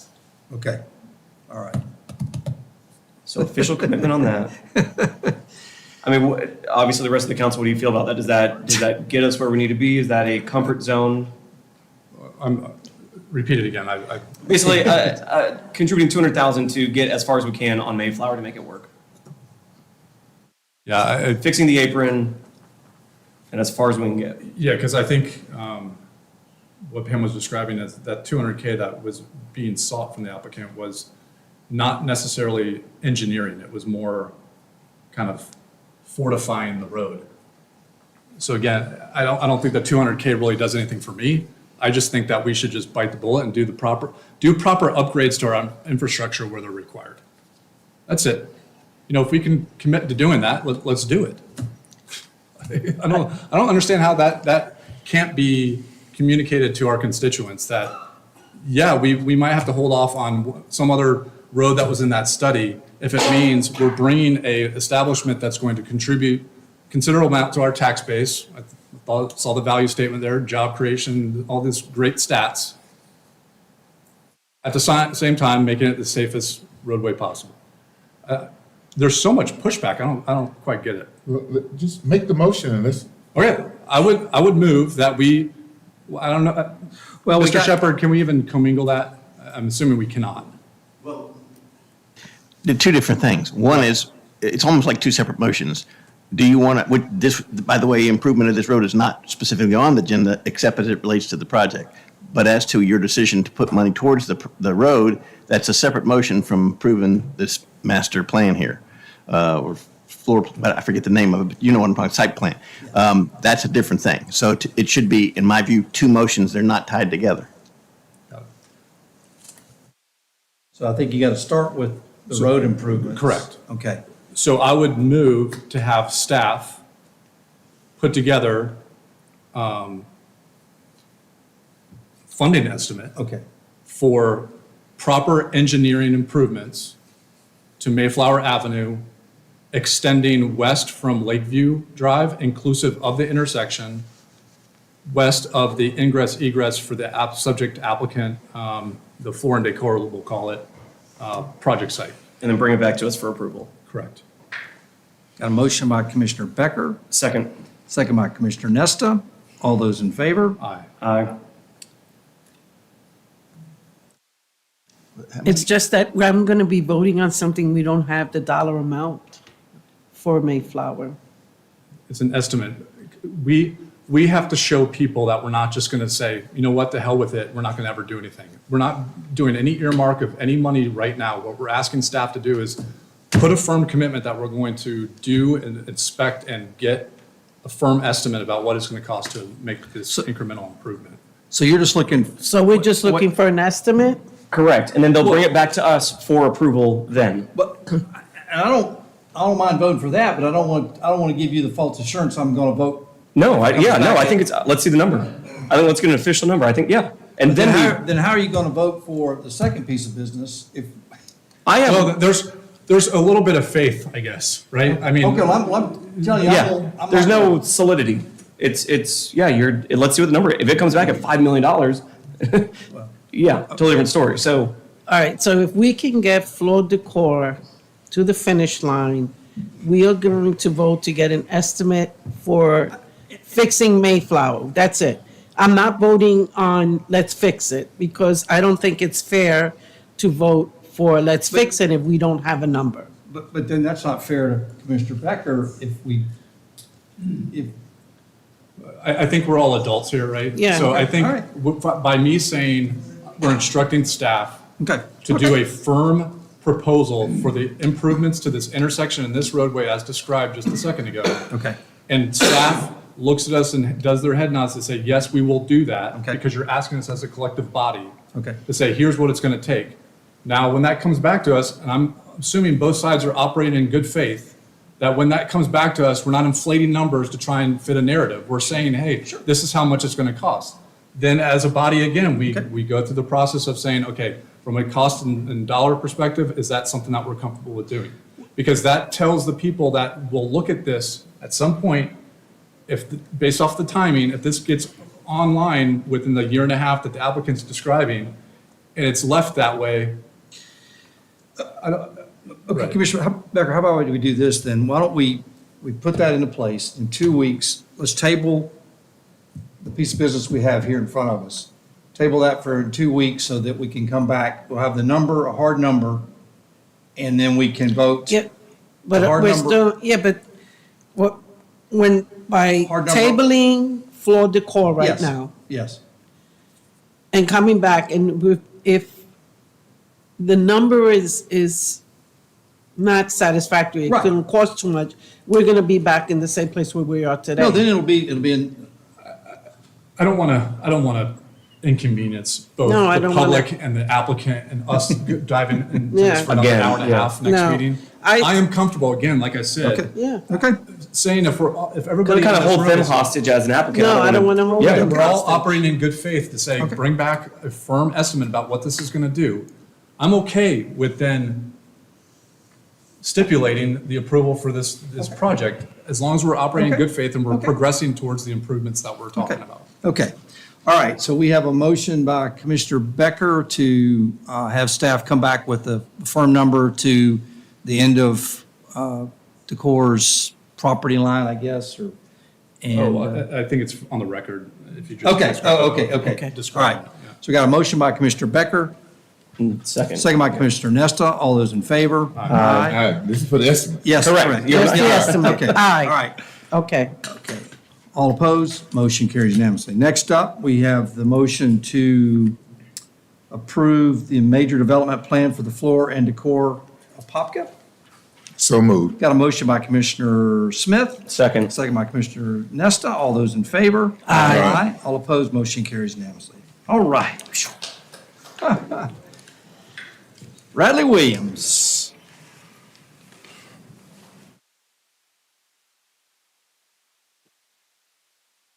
Good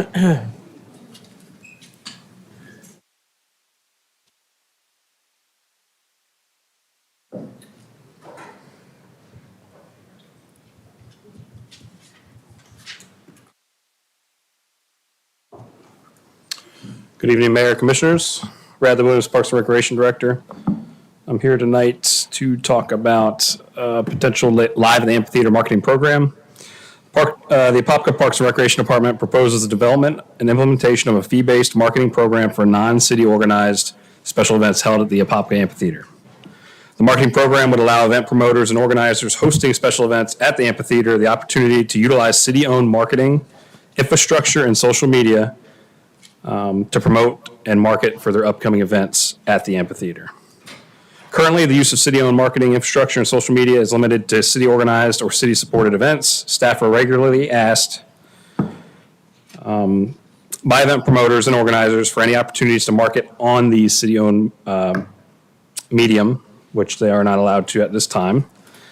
The fee-based program would open up a new opportunity for these event promoters and organizers to market their events while also opening a revenue source for the city and capitalize on growing interest on the Apopka Amphitheater and event promoters and organizers.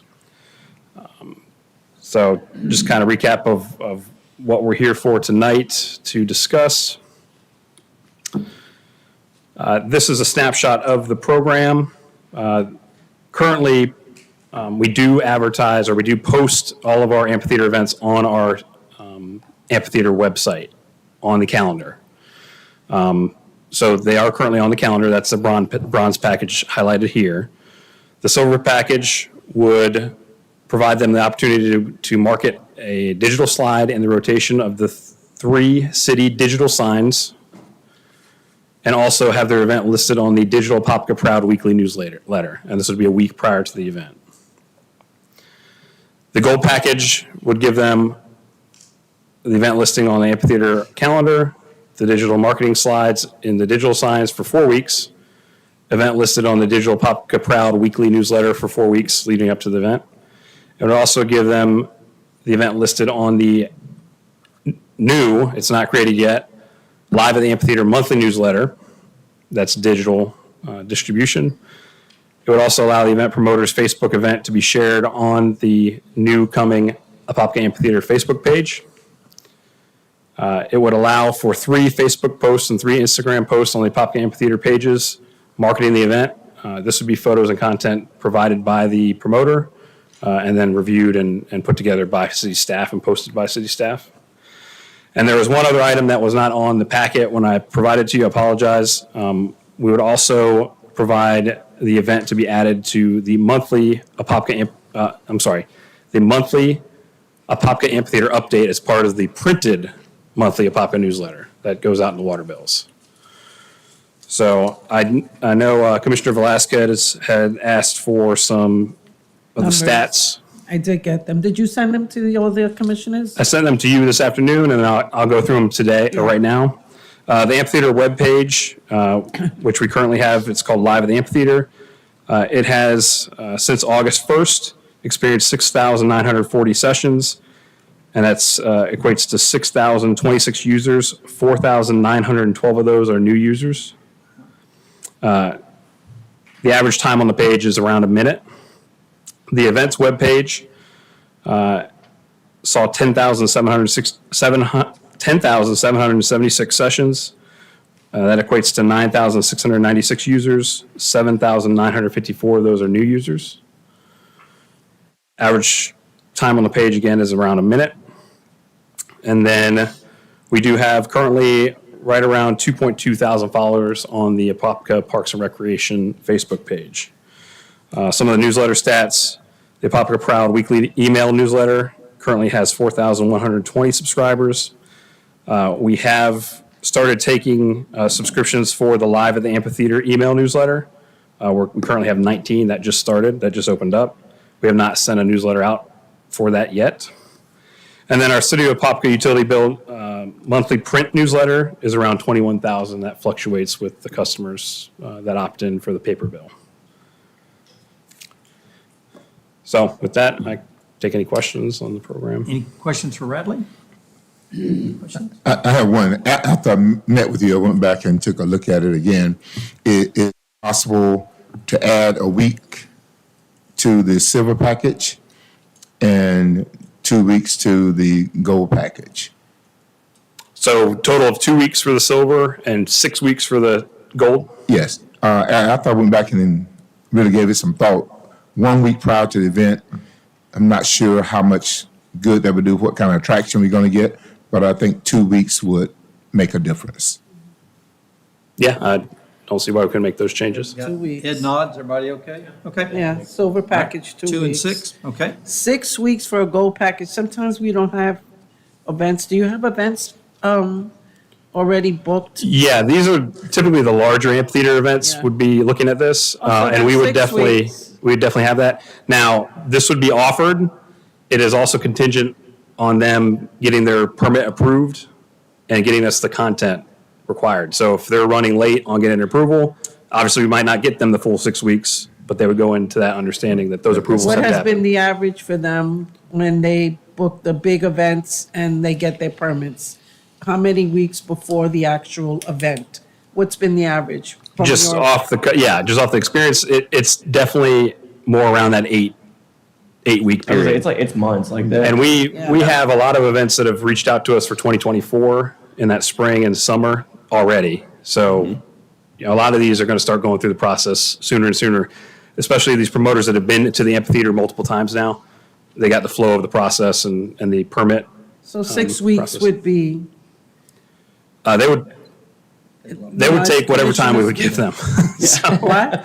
they would take any time we'd give them. Okay, so- It's definitely, the digital signs especially are an attractive opportunity for the promoters. And this does also give staff the opportunity to have a potential revenue stream, but also say yes to some of those questions that come to our office on these events. Okay.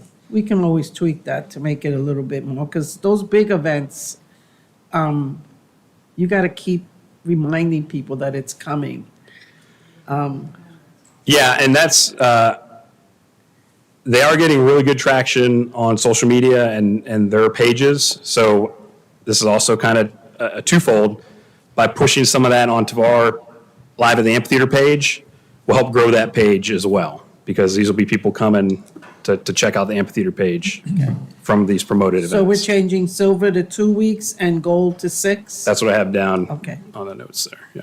Hey, any other discussion? No, the only other thing, and I brought this up before, I like this. I just think this would be coupled very well with an events and marketing manager for the amphitheater, especially with the quality of promoters and things in events that we're having out there. I think this would couple really well, but it's a start to it, so. Right, so we do have our events manager and we have an events coordinator.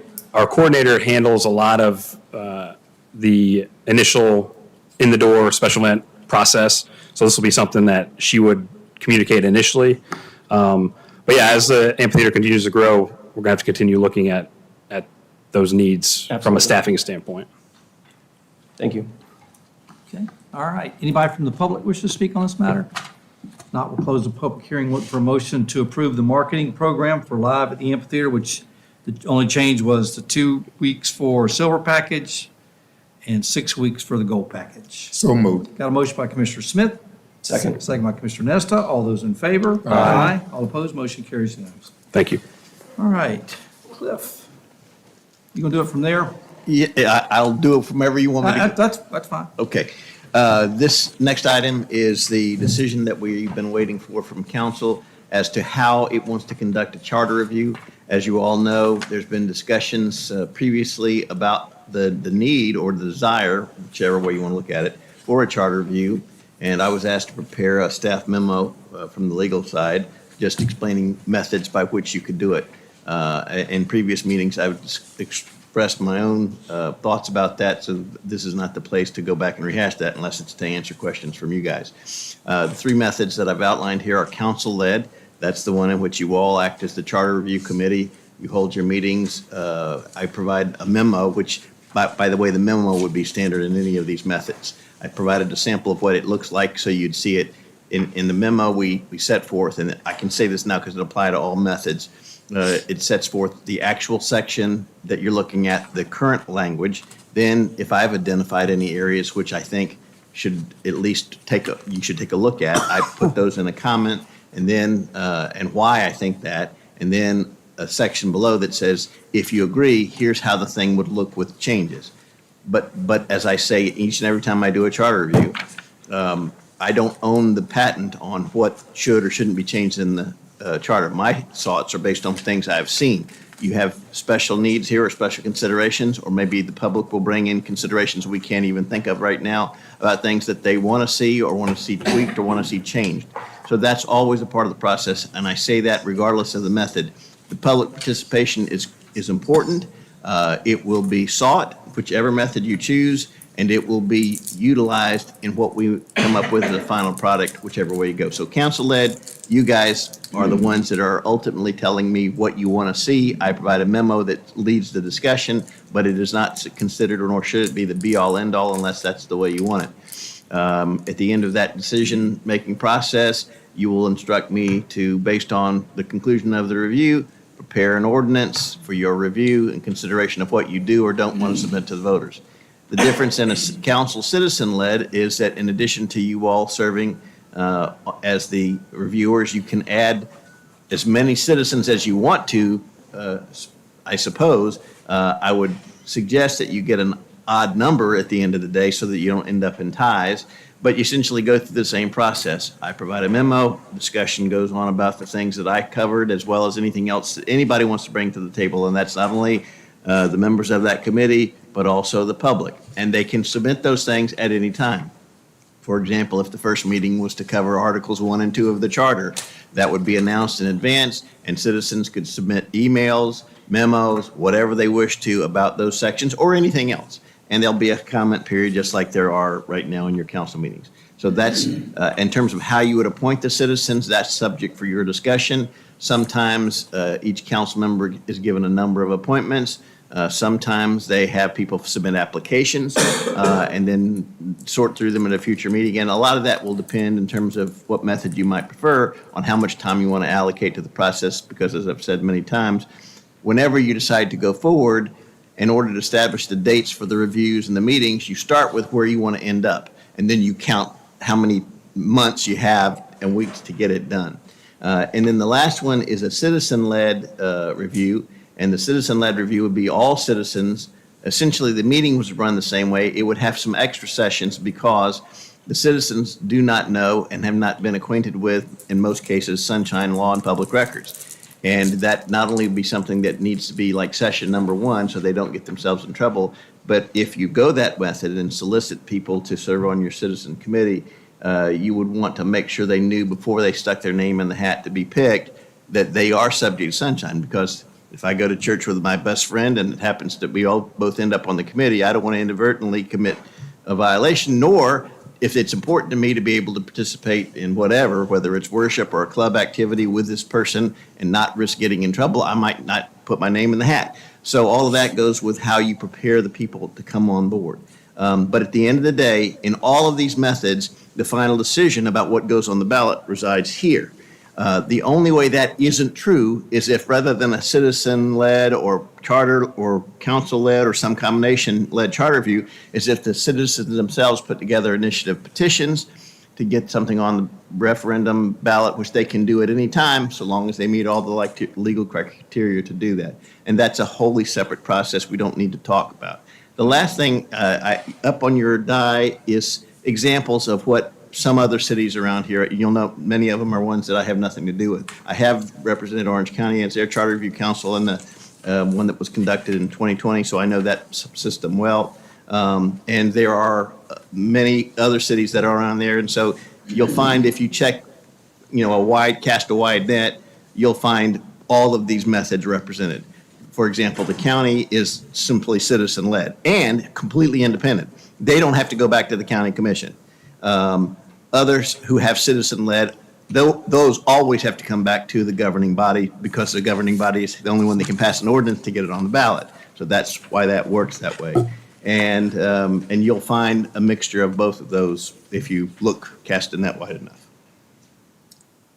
And I'm ready for any questions that you have. So I mentioned that I went Monday night to the Orange County Charter Review. Right. That entire committee is not, they don't have to go back to the council? They not only don't have to go back to council, they have an independent budget, and the county is charged with funding it no matter how much it is. So it's a very unique animal.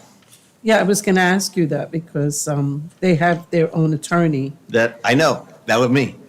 Yeah, and I heard there's like 125 hours that they are involved in. The charter review, when I was on it, went for 18 months. It's because they do it every 4 years. They start early because not only do they meet like in a single location in the council and the county commission chambers, they also, I guess you would call it circuit ride. So they'll go to each commissioner's district and hold a hearing so that the people who don't want to come all the way down to the Orange County Administration Building can come somewhere in their own, usually a school, and meet and have an opportunity to have say. And it may be that that happens when the commission is in the middle of the process. But if they are at that specific spot and somebody in that district hasn't got to talk about Articles 1 and 2, they can talk about whatever they want to talk about whenever they want to talk about it. And the other thing that they do that's unique to Orange County is they do a lot of studying by subcommittee. So for example, as I suggested it, we start at the beginning of the charter and we go to the end. But with the county, they go off in a lot of different directions that are not in the charter. And they say, well, let's study whether or not we need an amendment that deals with clean water. It's not in the charter, or at least it wasn't. And then they'll put a subcommittee of people together to figure out whether that's something they want to stick in the charter. Or another thing that was not in the charter, Split Oak Forest. That wasn't a big issue when I was there. Not in the charter. So we're going to study, do we want to put it in the charter? And if we do, what's that look like? So that's a kind of a different animal and really not representative of what you would see at the municipal level. But Orange County is a major county. It's super large, and it's got built into its charter this method. But you're not going to find that method other places. Okay. Well, I appreciate that explanation because you're right. They went off track, and I took a lot of notes. So, okay. So we necessarily don't have to have a separate attorney. No. I mean, you can, but you don't need to. Okay. Yeah, I think when we talk about the charter review, I think people immediately think of this big, laborious, labor-intensive. Yeah, it's not, or it doesn't have to be. For the city of Apopka, we've got 6 articles, and literally, if you would have printed the whole thing as it is in Muni Code, 7 or 8 and had a pages. stack of paper, it would probably be like 10 pages long, if that. 8. Okay, there you Yeah, go. that's 7 or 8 pages. Yeah, this isn't I was much within one. my margin of error. Yeah. Yeah, 8 But pages. it's a very small document, but yet it carries a bunch of A weight. lot of weight, sure. So that's why I don't want to insert complexity where there's simplicity in its form today. And you've talked from that seat several times where a council-led charter review is practical. And I know that Commissioner Smith has said kind of this combo route too. I appreciate that, but like if you think about the form of these meetings and throw out how much time we allocate, whatever.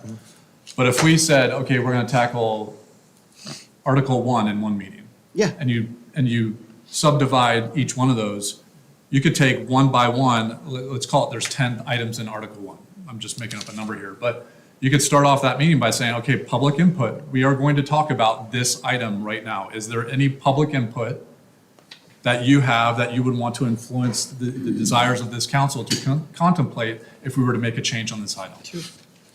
We digest that, we talk about it, on to the next thing. Because there's going to be plenty in here that no one's going to have any, inclusive of us, that we don't care about.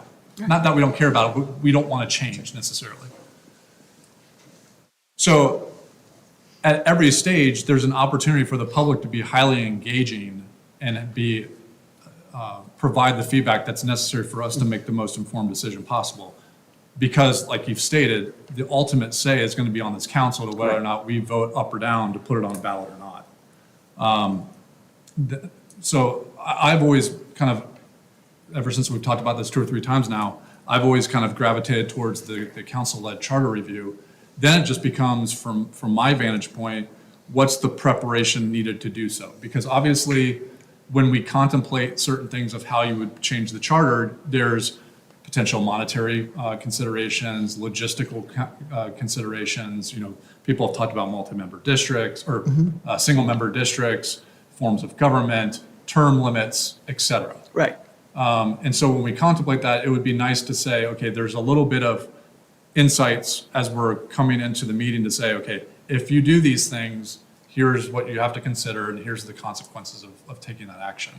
So I would want to be respectful if we do get to a point tonight and say, hey, this is the forum, yes, we want to do this. Then it becomes how much lead time is necessary to have the most rich conversation possible. Okay, so there's a lot of wrapped up in there, but fortunately, I know about literally everything you just said. So starting with the issue of how much time does it take to prep? Well, the first thing you think of is, and the first thing you should do, particularly if it's going to be council-led, and I don't have to go through the whole sunshine law and public records issue with you guys, it is to set a schedule. And the schedule will do a couple of things. Number one, it'll tell you whether you're working towards, for example, the next March election or the one that will happen the following November. And then we get a schedule, and then we can determine, do we want to do 1 article per meeting or 2 articles per meeting? And we determine how to develop an agenda off of that, because the agenda goes out, as you know, and can go out as early as you want it to, and it gives the public the maximum amount of notice. They don't have to wait till the public period, as I mentioned. They can say, oh, they're going to be doing that. Let me look at that one, and I'm going to send you a detailed memo right now. The citizens can do that, and sometimes in Orange County in particular, they did. But in cities that I've done, that rarely is the case unless it's a hot button issue that everybody knows going in. Example, hot button issue. Go to any beach community and talk about raising the heights of buildings, you'll fill the chambers. Go to any beach community or in some other communities and say, well, we want more liquor licenses. Oh, no, we don't. Well, there'll be a debate, you can guarantee. But for most stuff, it's not, generally, you'll ask for participation, you probably won't get much. So unless it's a known hot button issue, a good example here might be, and I guess, I don't know, the form of government or term limits. That was an issue that I just went through in Eatonville. But I don't know what those things are going to be, but there'll probably be some. But for the most part, it's going to be you folks looking at and decide, okay, well, we've had a problem here. It's confusing. We need to clarify this and come to a consensus on what it should look like, and then let the voters tell us. Because as you said, you guys control what gets to the ballot, but once it's on the ballot, the voters control. So that's kind of the balance. As to the amount of financial impact, most of the items you will vote on or decide to send to the voters won't have a per se financial impact. Bigger ones like council manager form of government versus strong mayor form of government would. And we'll have to identify those. And those that do, you might spend more time on. You might ask for a budget analysis from your financial director or things of that nature if the issue is there. And again, depending on which cycle you try to get on for election, you can make enough time. One of the things that I mentioned in my memo that was, I think, distributed earlier to you guys, you folks, is that when you get to an issue where you get stuck, like we got kind of hung up on issue number 1 on the agenda today. In a charter review, when that happens, we don't have to decide it right then. As long as we got time before it has to go on the ballot, we put it in what I call, it's my own term, the parking lot. And we park it there, and then we come back to, so it's just that issue. Now we focus on that thing. We put it out to the public and say, hey, we're struggling with this issue, or we'd like your input, and we invite more people to show up. I promise you, it doesn't guarantee they actually will, but you give it the opportunity. And then you say, this meeting is about this specific issue, which might be in this specific article. And sometimes you'll have 2 or 3 of those. And recently, the review I did in Eatonville, there were 2 or 3 parking lot issues. One was strong mayor, one was the issue of term limits, and there was an issue about putting in the charter, which it didn't have actual requirements for qualification for office. And those, they couldn't decide on the spot. They wanted to have some input from the citizens and before they made a decision as to what was going to go on the ballot. So that's an example.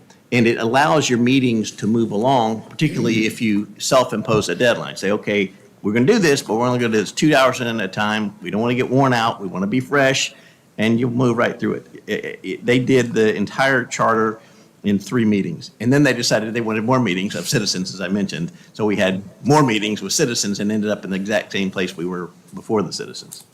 So that's the answer to your question. Yeah. Yeah, I mean, and obviously getting started around the time that we're getting involved in now, holidays and things like that, or eventually it'll be faster. But like the idea of, if we decide to do this, come January, we're scheduling and having these discussions, because like I said, I mean, this charter is not long. Yeah.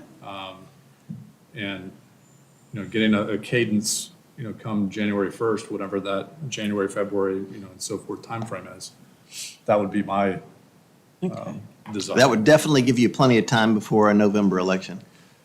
Yeah, and I'm not so fussed about that. I just want to create, my focus is, A, getting it done. Yeah. Because it hasn't been done in quite some time. Having a realistic expectation of proper prep work, community involvement, us contemplating it with critical thinking, having time for us to iterate if we need to, like you said, if we've got parking lot items, which, not to beat the transportation horse from earlier, but, time for us to really kind of run that to ground. Right. But, yeah, that would be my desire. Commissioner Smith? I'm fine with the commission-led charter review committee as long as we have citizen input. Mr. Nesta?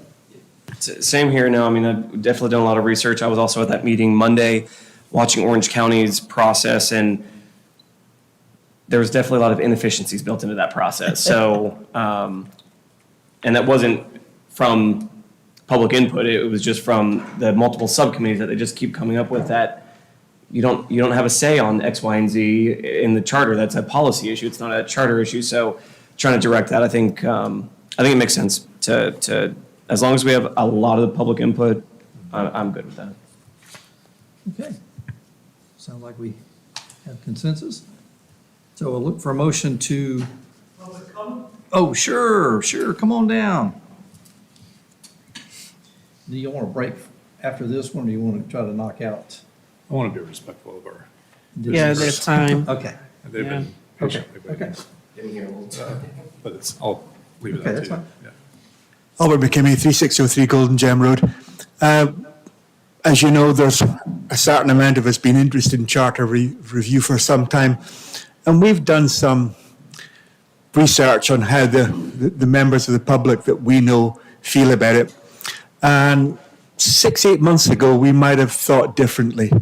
But over the last 6 months, as a number of the commissioners here have proved themselves to the people of Apopka, and we have no problem with a council-driven charter review. Going to be interested, and I don't think there's going to be a lot of them. I think maybe a public meeting, or maybe 2 public meetings, so that we can generally go through the whole thing before you take things one by one, because there's a lot of the stuff that we really aren't interested in, and there's some of the stuff that we're very interested in. My main concern is we get this started as soon as possible and we finish it as early as possible, because this really wants to be on the ballots at the next set of elections as far as we are concerned. And we fully support whatever decision you make. Thank you. Anybody else from the public wish to speak on this matter? If not, we'll close the public hearing and look for a motion to approve the method. Yeah, I would move to utilize the council-led charter review. Okay. Process. Got a motion by Commissioner Becker. Second. Second by Commissioner Velasquez. All those in favor? Aye. All opposed? Motion carries unanimously. Next up. Now, in terms of setting calendar, what's that look like? If we're talking about meetings that would begin in January, the decision is already made. Because in order to get it on the March ballot, we'd have to have everything done, meaning ordinance passed with 2 readings by December 12th. And honestly, I just don't think that that's feasible. Yeah. So January gives us plenty of time for the next cycle. And yeah, that's not going to be an issue. So we can start scheduling meetings as soon as you want, as long as we don't have the December 12th as the deadline hanging over our heads. Cliff, why don't you come back with maybe a kind of a. Sure, I've done that before. Make a If proposed we need schedule. 1, 2, 3, 4, 5, 6, Yeah, I and he can can do lay that. out. Because I certainly don't think it's going to, like, I would start with 3 meetings, two articles per meeting. Mm-hmm. But that's not, I know people have gotten up here and said, well, you're forcing it in 2 hours or whatever. But to your point, we try and get through 2 articles. If we can, great. If not, if we got a whole bunch of parking lot items, okay, we table it, we go to a 4th meeting. Right. And circle And back I will and take sort that of- into consideration when I try to figure out how to break it up. Let me say this too, because I don't want citizens or the council to misunderstand. I do not wade into the waters of the controversial because I don't have a problem with council-led or council manager. I don't have a problem with strong mayor. I don't care. That's not a problem issue from the law side. So that's for y'all. What I talk about is, and I don't think it's a problem in Apopka's charter, but it has been in a lot of other places. Okay, gender neutrality. Yeah, we should probably put that in so it's not councilman is always he, or mayor is always he, or city manager is always he, as opposed to, some other gender neutral term. I look for things like, okay, how would this happen if there was a tie? Is there a way to get us past that? Because I've seen headaches happen that y'all may not have yet seen, and I try to anticipate those. So my suggestions are based on, I know this could be a problem. If you don't think so, we don't mess with it, but this is why I'm bringing it to your attention. So I'm not a policy, I don't dictate, you should do council manager, or you should do strong mayor, or you should do something else. That's not mine. Mine is to fix the things that I know could be actual problems. The rest is the policy stuff. What if he comes back with that, what that looks like, what he sees as potential, and then we can weigh in? Yeah. Say, hey, we think you need to look at, this wasn't contemplated in Cliff Shepherd's original. So that we see additional things, or we see things that we don't want him to delve into. Or No. you're just gonna go line by line? No, I want to be Yeah, able to but- go article by article. So here's how I say it plan out. So we go, let's just, for the sake of example, first charter review meeting, we do articles 1 and 2. So we just go line by line?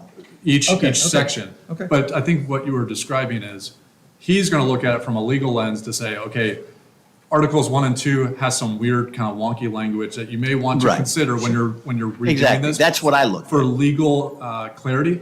Okay, yeah. I know it's a controversial thing, but let's use the attorney, that at will of the mayor and council. That use of the word "and." Yeah. That's like something that we would probably want to clarify. It became an issue. Do you want to do anything about it? Right. I don't care. I'm just bringing it. I can use an example that doesn't apply here that'll be simple to understand. One of the things we ran into Eatonville is that there it says, not unlike here, that the mayor appoints people, but they have to be confirmed by the council and had a date by which it had to be done.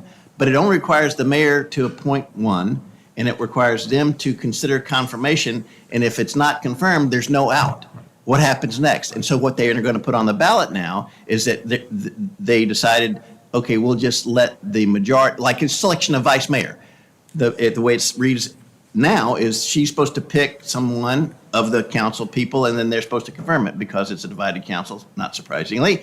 this is not how it worked. And so she picked the one she wanted, they wouldn't confirm, and she wasn't willing to pick anybody else, and there was no way to get a vice mayor. That we're trying to fix.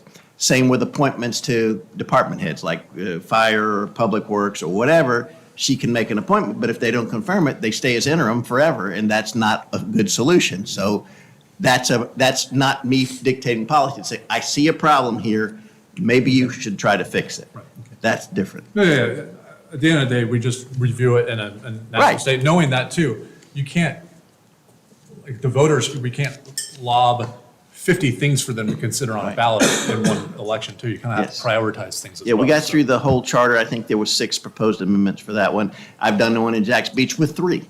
So in the Orange County charter was 3 after the whole charter, as long as it was. But in short, yeah, I think Mayor, calendarization of, if we contemplate starting January 1, whatever. what does that look? Sure. Okay, all right. Okay, next up. So did we do a vote? Yeah, we voted. Yep. Yeah, okay. Susan, you can just do it from there. I don't, we're. So. I have been asked to, at the direction of the council on the September 6th meeting, to get some information together for the consideration of renaming Columbus Day to Indigenous Peoples' Day.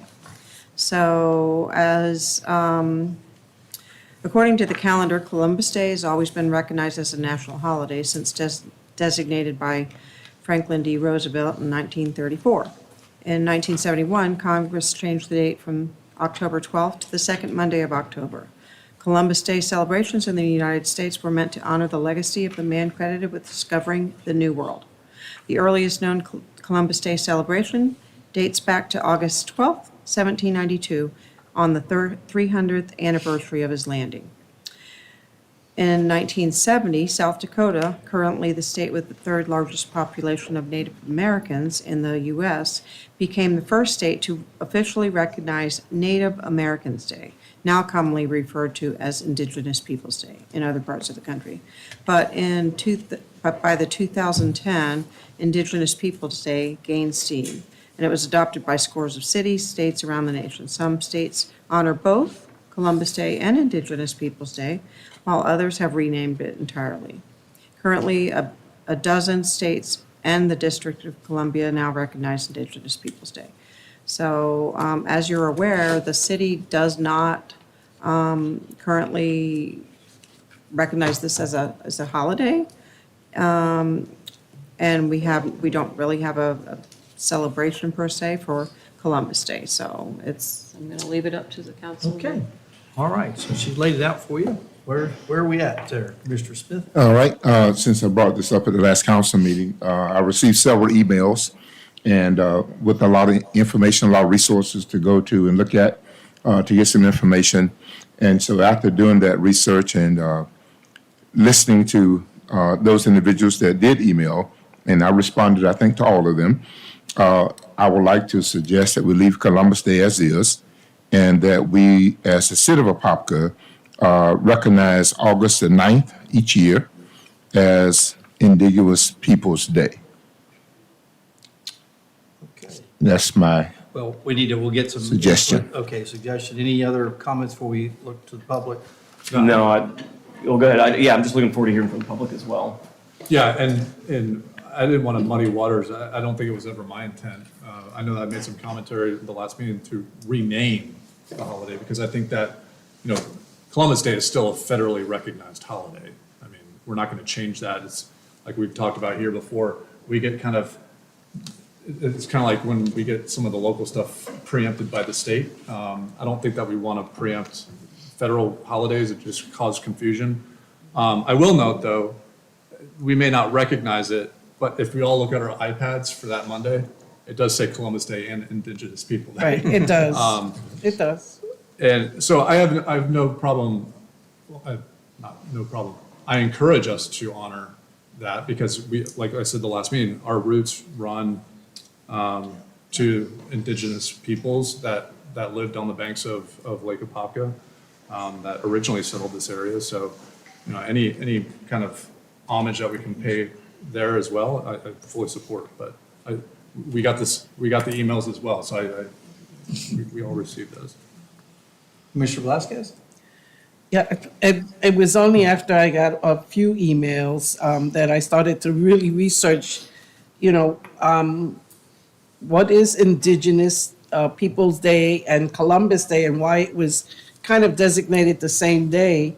And then, of course, I found this that said, in order to raise awareness of the needs of these population groups, every 9th day of August commemorates the International Day of World's Indigenous Peoples. So I couldn't understand how it was only 2 years ago that they actually incorporated and made it Columbus Day and Indigenous.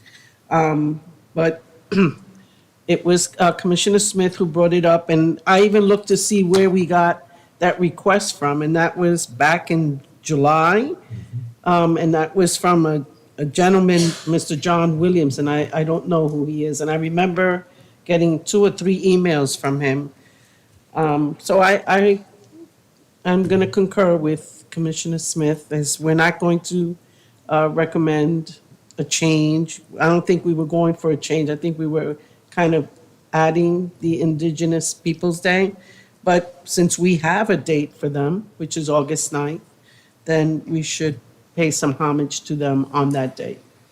Yeah, I just want to let you know, I had Stephen Cribb, who takes care of our Popular Youth Works. I had him starting to look into we're trying to find out when, if there was a date when the Indians came to Lake Apopka, and I couldn't find the Native Americans when they came. So trying to come up with that day and use that as our day, because I think it'd be neat to have a celebration of the people that lived there on Lake Apopka. I've got friends have got a lot of arrowheads and pottery and all that from those days, and it would have been neat but obviously it was way before all that came to pass. And so I know Chuck found this one and gave this all to the Indigenous People Day in August. So I think that's, I think it kind of.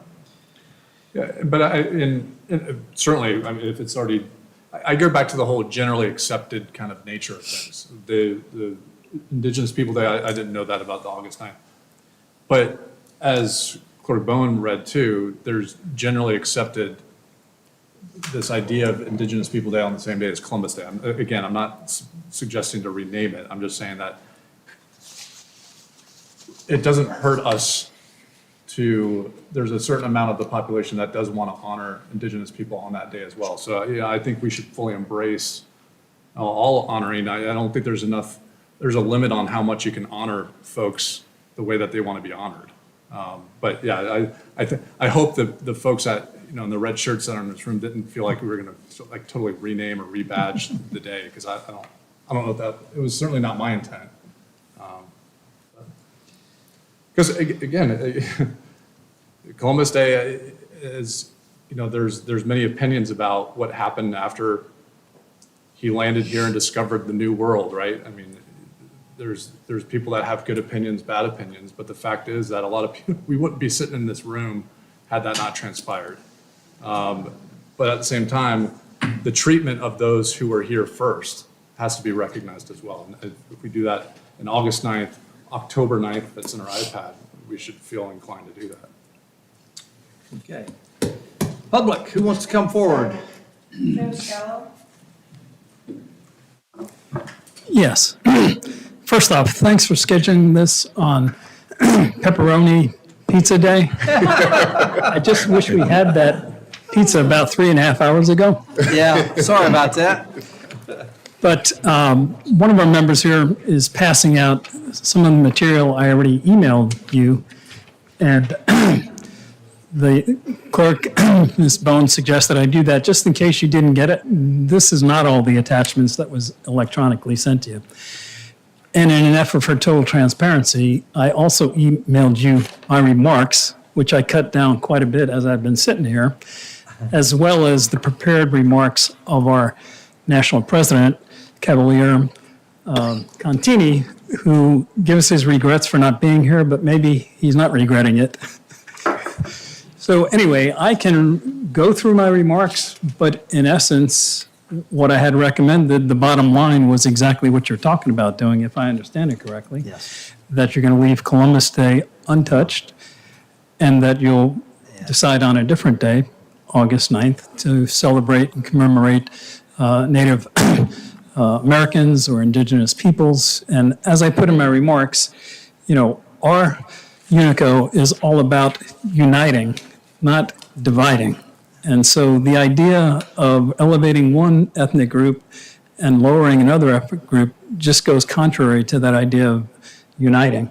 So unless, again, I'm misunderstanding what you're about to vote on, I have no further comments because you have my comments and you're consistent with them. Awesome. Thank you. All right, anybody else? Good, okay. We'll close the public hearing and I guess look for do we want to just go ahead and add the Indigenous People Day and just? Yeah. We'll add that we'll be recognizing the Indigenous People Day on August 9th. Okay, got a motion by Commissioner Velasquez. Second. Second by Commissioner Smith. All those in favor? Aye. All opposed? Motion carries unanimously. No, just recommend that we, during that month, we do. Yeah, I want to, definitely, absolutely. Okay, do y'all want to take a quick 5-minute break, or do you want to? No, I want to Let's power through. We can, these are all second readings. Okay. Yeah, all right. they were all second readings. All right. So. Take a deep breath, let's go. I'm with you. I'm with you. All right. Yeah. All right, Susan, what do we got? Ordinance number 3010, an ordinance of the City of Apopka, Florida, amending the future land use element of the Apopka Comprehensive Plan of the City of Apopka, changing the future land use designation from industrial to commercial for certain real property generally located east of Cimarron Commerce Place, west of Lake Pleasant Road, and north of State Road 436, owned by Shake the Nations Ministries, Inc., comprising 2.4 acres more or less, providing for severability, conflicts, and an effective date. Any changes? All right, anybody from the public wish to speak on this matter? Now we'll close the public hearing, look for motion to approve ordinance number 3010. So moved. Got a motion by Commissioner Nesta, second by Commissioner Velasquez. All those in favor? Aye. All opposed, motion carries unanimously. Next up, ordinance number 3011. Ordinance number 3011, an ordinance of the City of Apopka, Florida, changing the zoning from IL Light Industrial to C Corridor Commercial for certain real property generally located east of Cimarron Commerce Place, west of Lake Pleasant Road, and north of State Road 436, owned by Shake the Nations Ministries, Inc., comprising 2.4 acres more or less, providing for severability, conflicts, and an effective date. Any changes? Okay, anybody from the public wish to speak on this matter? Not, we'll close the public hearing, look for motion to adopt ordinance number 3011. So moved. Got a motion by Commissioner Nesta, second by Commissioner Velasquez. All those in favor? Aye. All opposed, motion carries unanimously. Next up, ordinance number 3020. 19. No, I'm sorry. So ordinance number 3019. An ordinance of the City of Apopka, Florida, amending the future land use element of the Apopka Comprehensive Plan of the City of Apopka, changing the future land use designation from mixed use to industrial for certain real property generally located west of Ocoee Apopka Road and north of State Road 414, owned by the Ridge Self-Storage LLC, comprising 12.25 acres more or less, providing for severability, conflicts, and an effective date. Any changes? Anybody from the public wish to speak on this matter? Not, we'll close the public hearing, look for motion to adopt ordinance number 3019.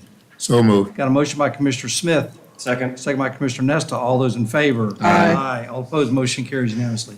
Next up, ordinance number 3020. Ordinance number 3020. An ordinance of the City of Apopka, Florida, changing the zoning from T transitional to IL light industrial for certain real property generally located west of Ocoee Apopka Road and north of State Road 414, owned by the Ridge Self-Storage LLC, comprising 12.25 acres more or less, providing for severability, conflicts, and an effective date. Any changes? Anybody from the public wish to speak on this matter? Not, we'll close the public hearing, look for motion to adopt ordinance number 3020. So moved. Got a motion by Commissioner Second. Nesta, second by Commissioner Smith. All those in favor? Aye. All opposed, motion carries unanimously. Next up, ordinance number 3021. Ordinance number 3021.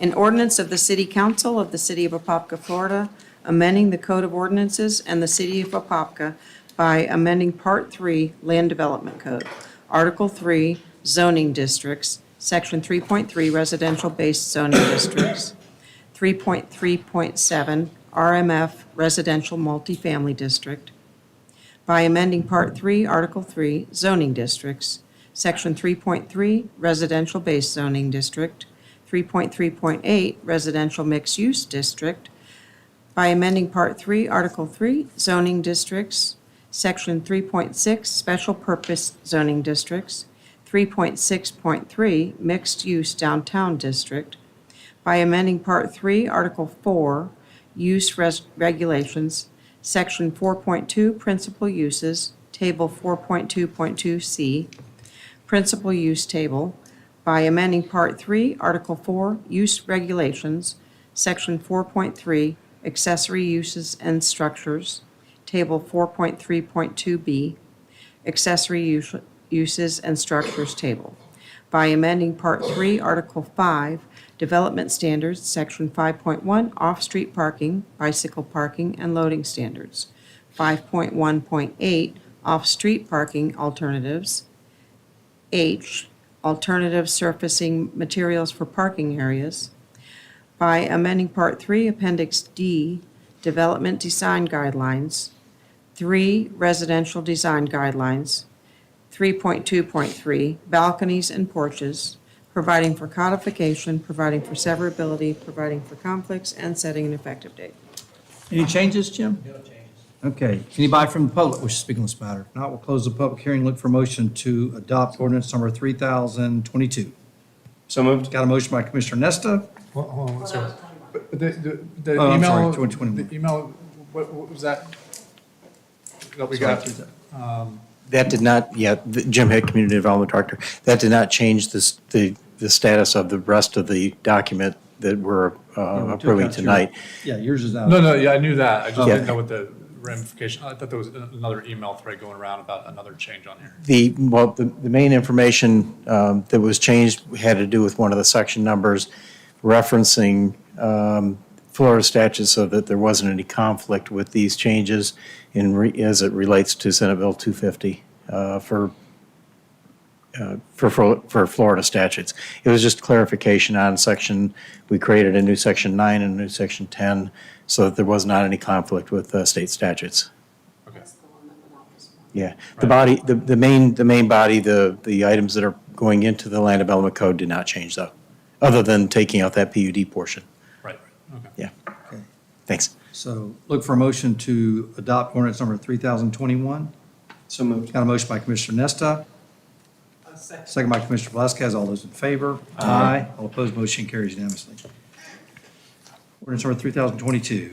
Ordinance number 3022, an ordinance of the City Council of the City of Apopka, Florida, amending the Code of Ordinances of the City of Apopka, Florida, by amending Chapter 18, Building and Building Regulations, Section 18.49, by amending the rejection or correction notices fees, providing for codification, providing for severability, providing for conflicts, and setting an effective date.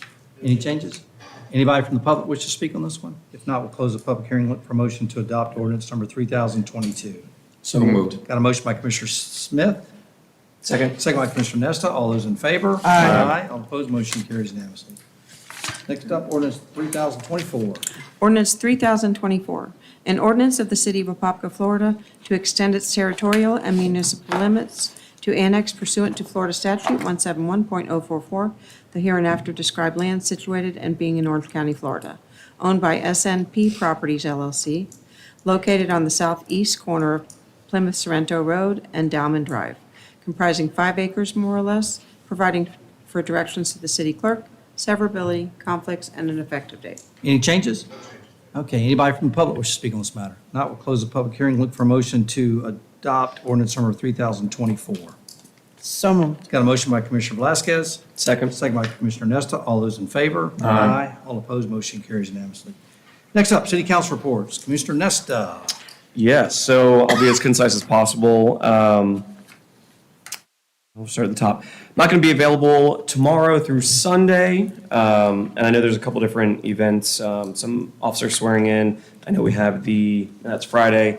We have the homeless meeting tomorrow, and then the race downtown on Saturday. So a lot going on. Unfortunately, I'm going to be missing, but that just brought up the 9/11 event, which is very nice. I just thought it may have been a little more appropriate to have the vice mayor kind of fill in for you while you were out. So just something that I think moving forward, let's just kind of all let each other know when we're going to be out, just so we can all kind of fill in as needed moving forward.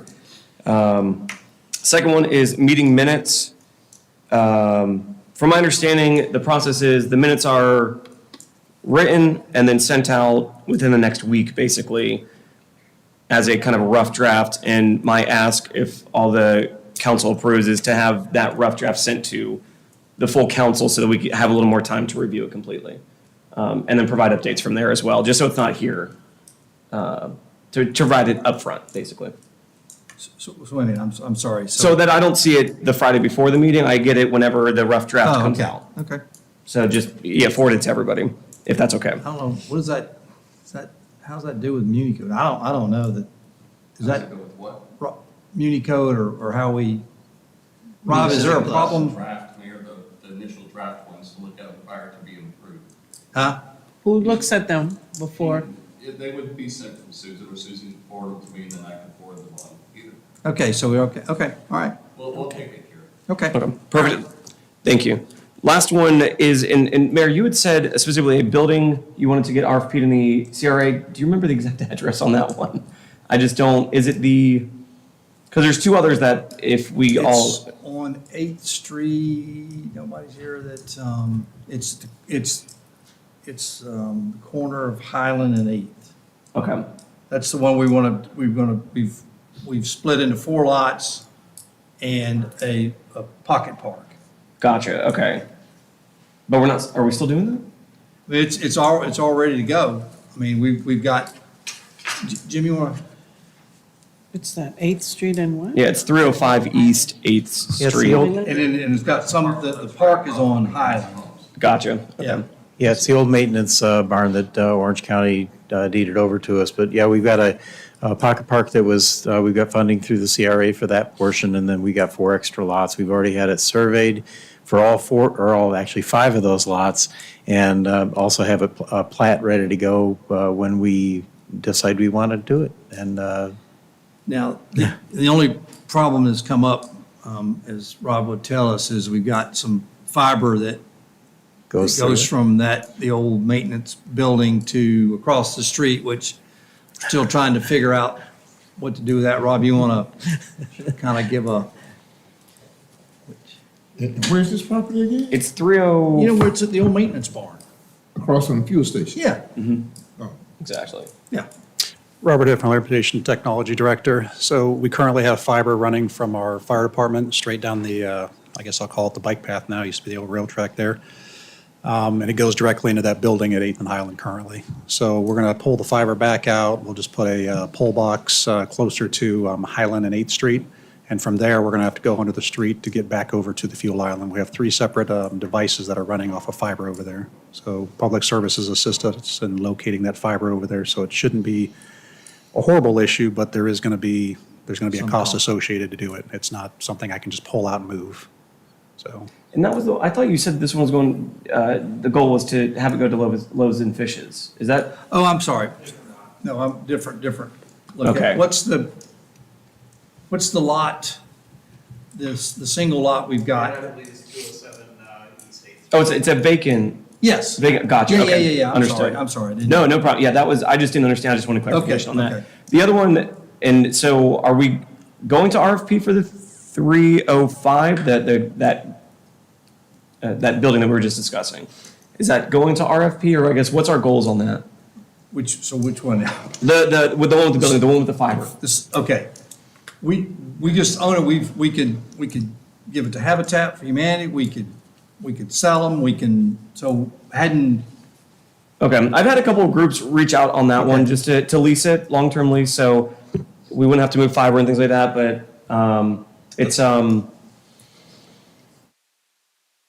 now, didn't we get something from Holly New from Cliff Shepherd's office regarding having a city procedure disposal of real property? Right.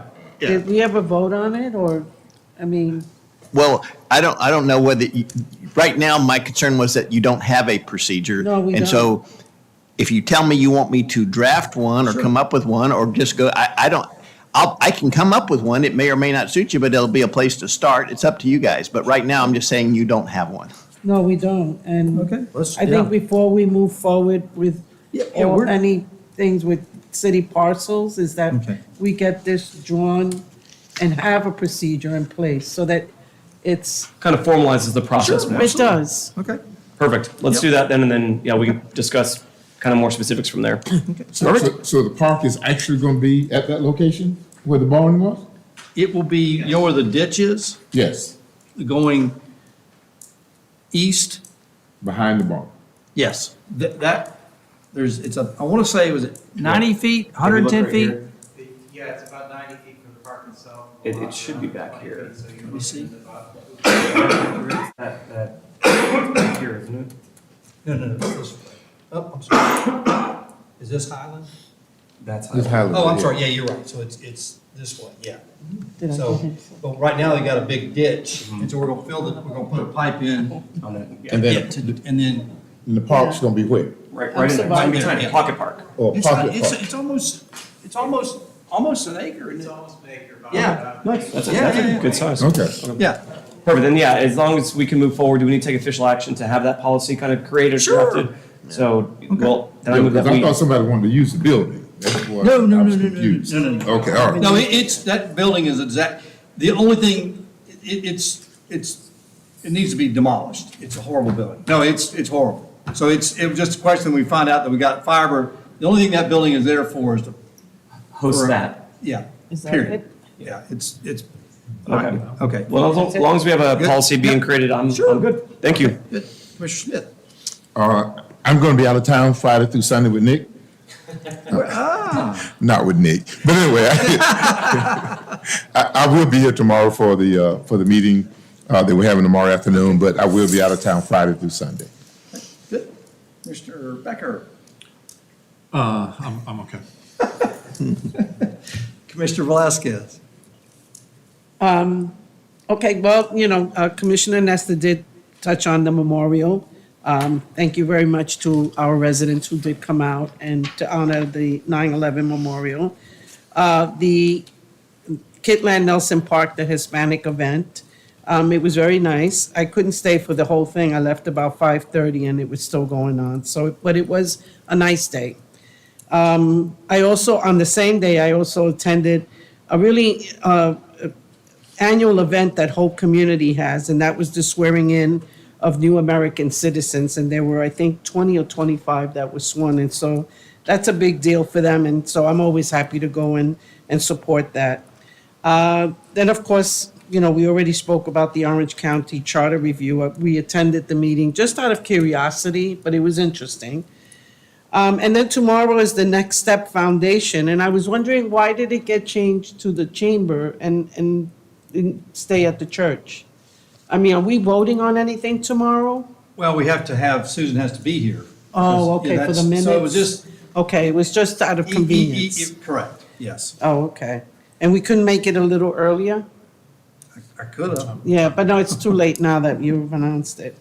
And then we all, I think all of us received, I should say, an email from Emerson Park for a fall festival for Sunday, September 24th. So I'm gonna kind of go online with everyone that Friday I'm not available for the swearing in. I apologize because I always feel it's an honor to be where the swearing in for the police officers.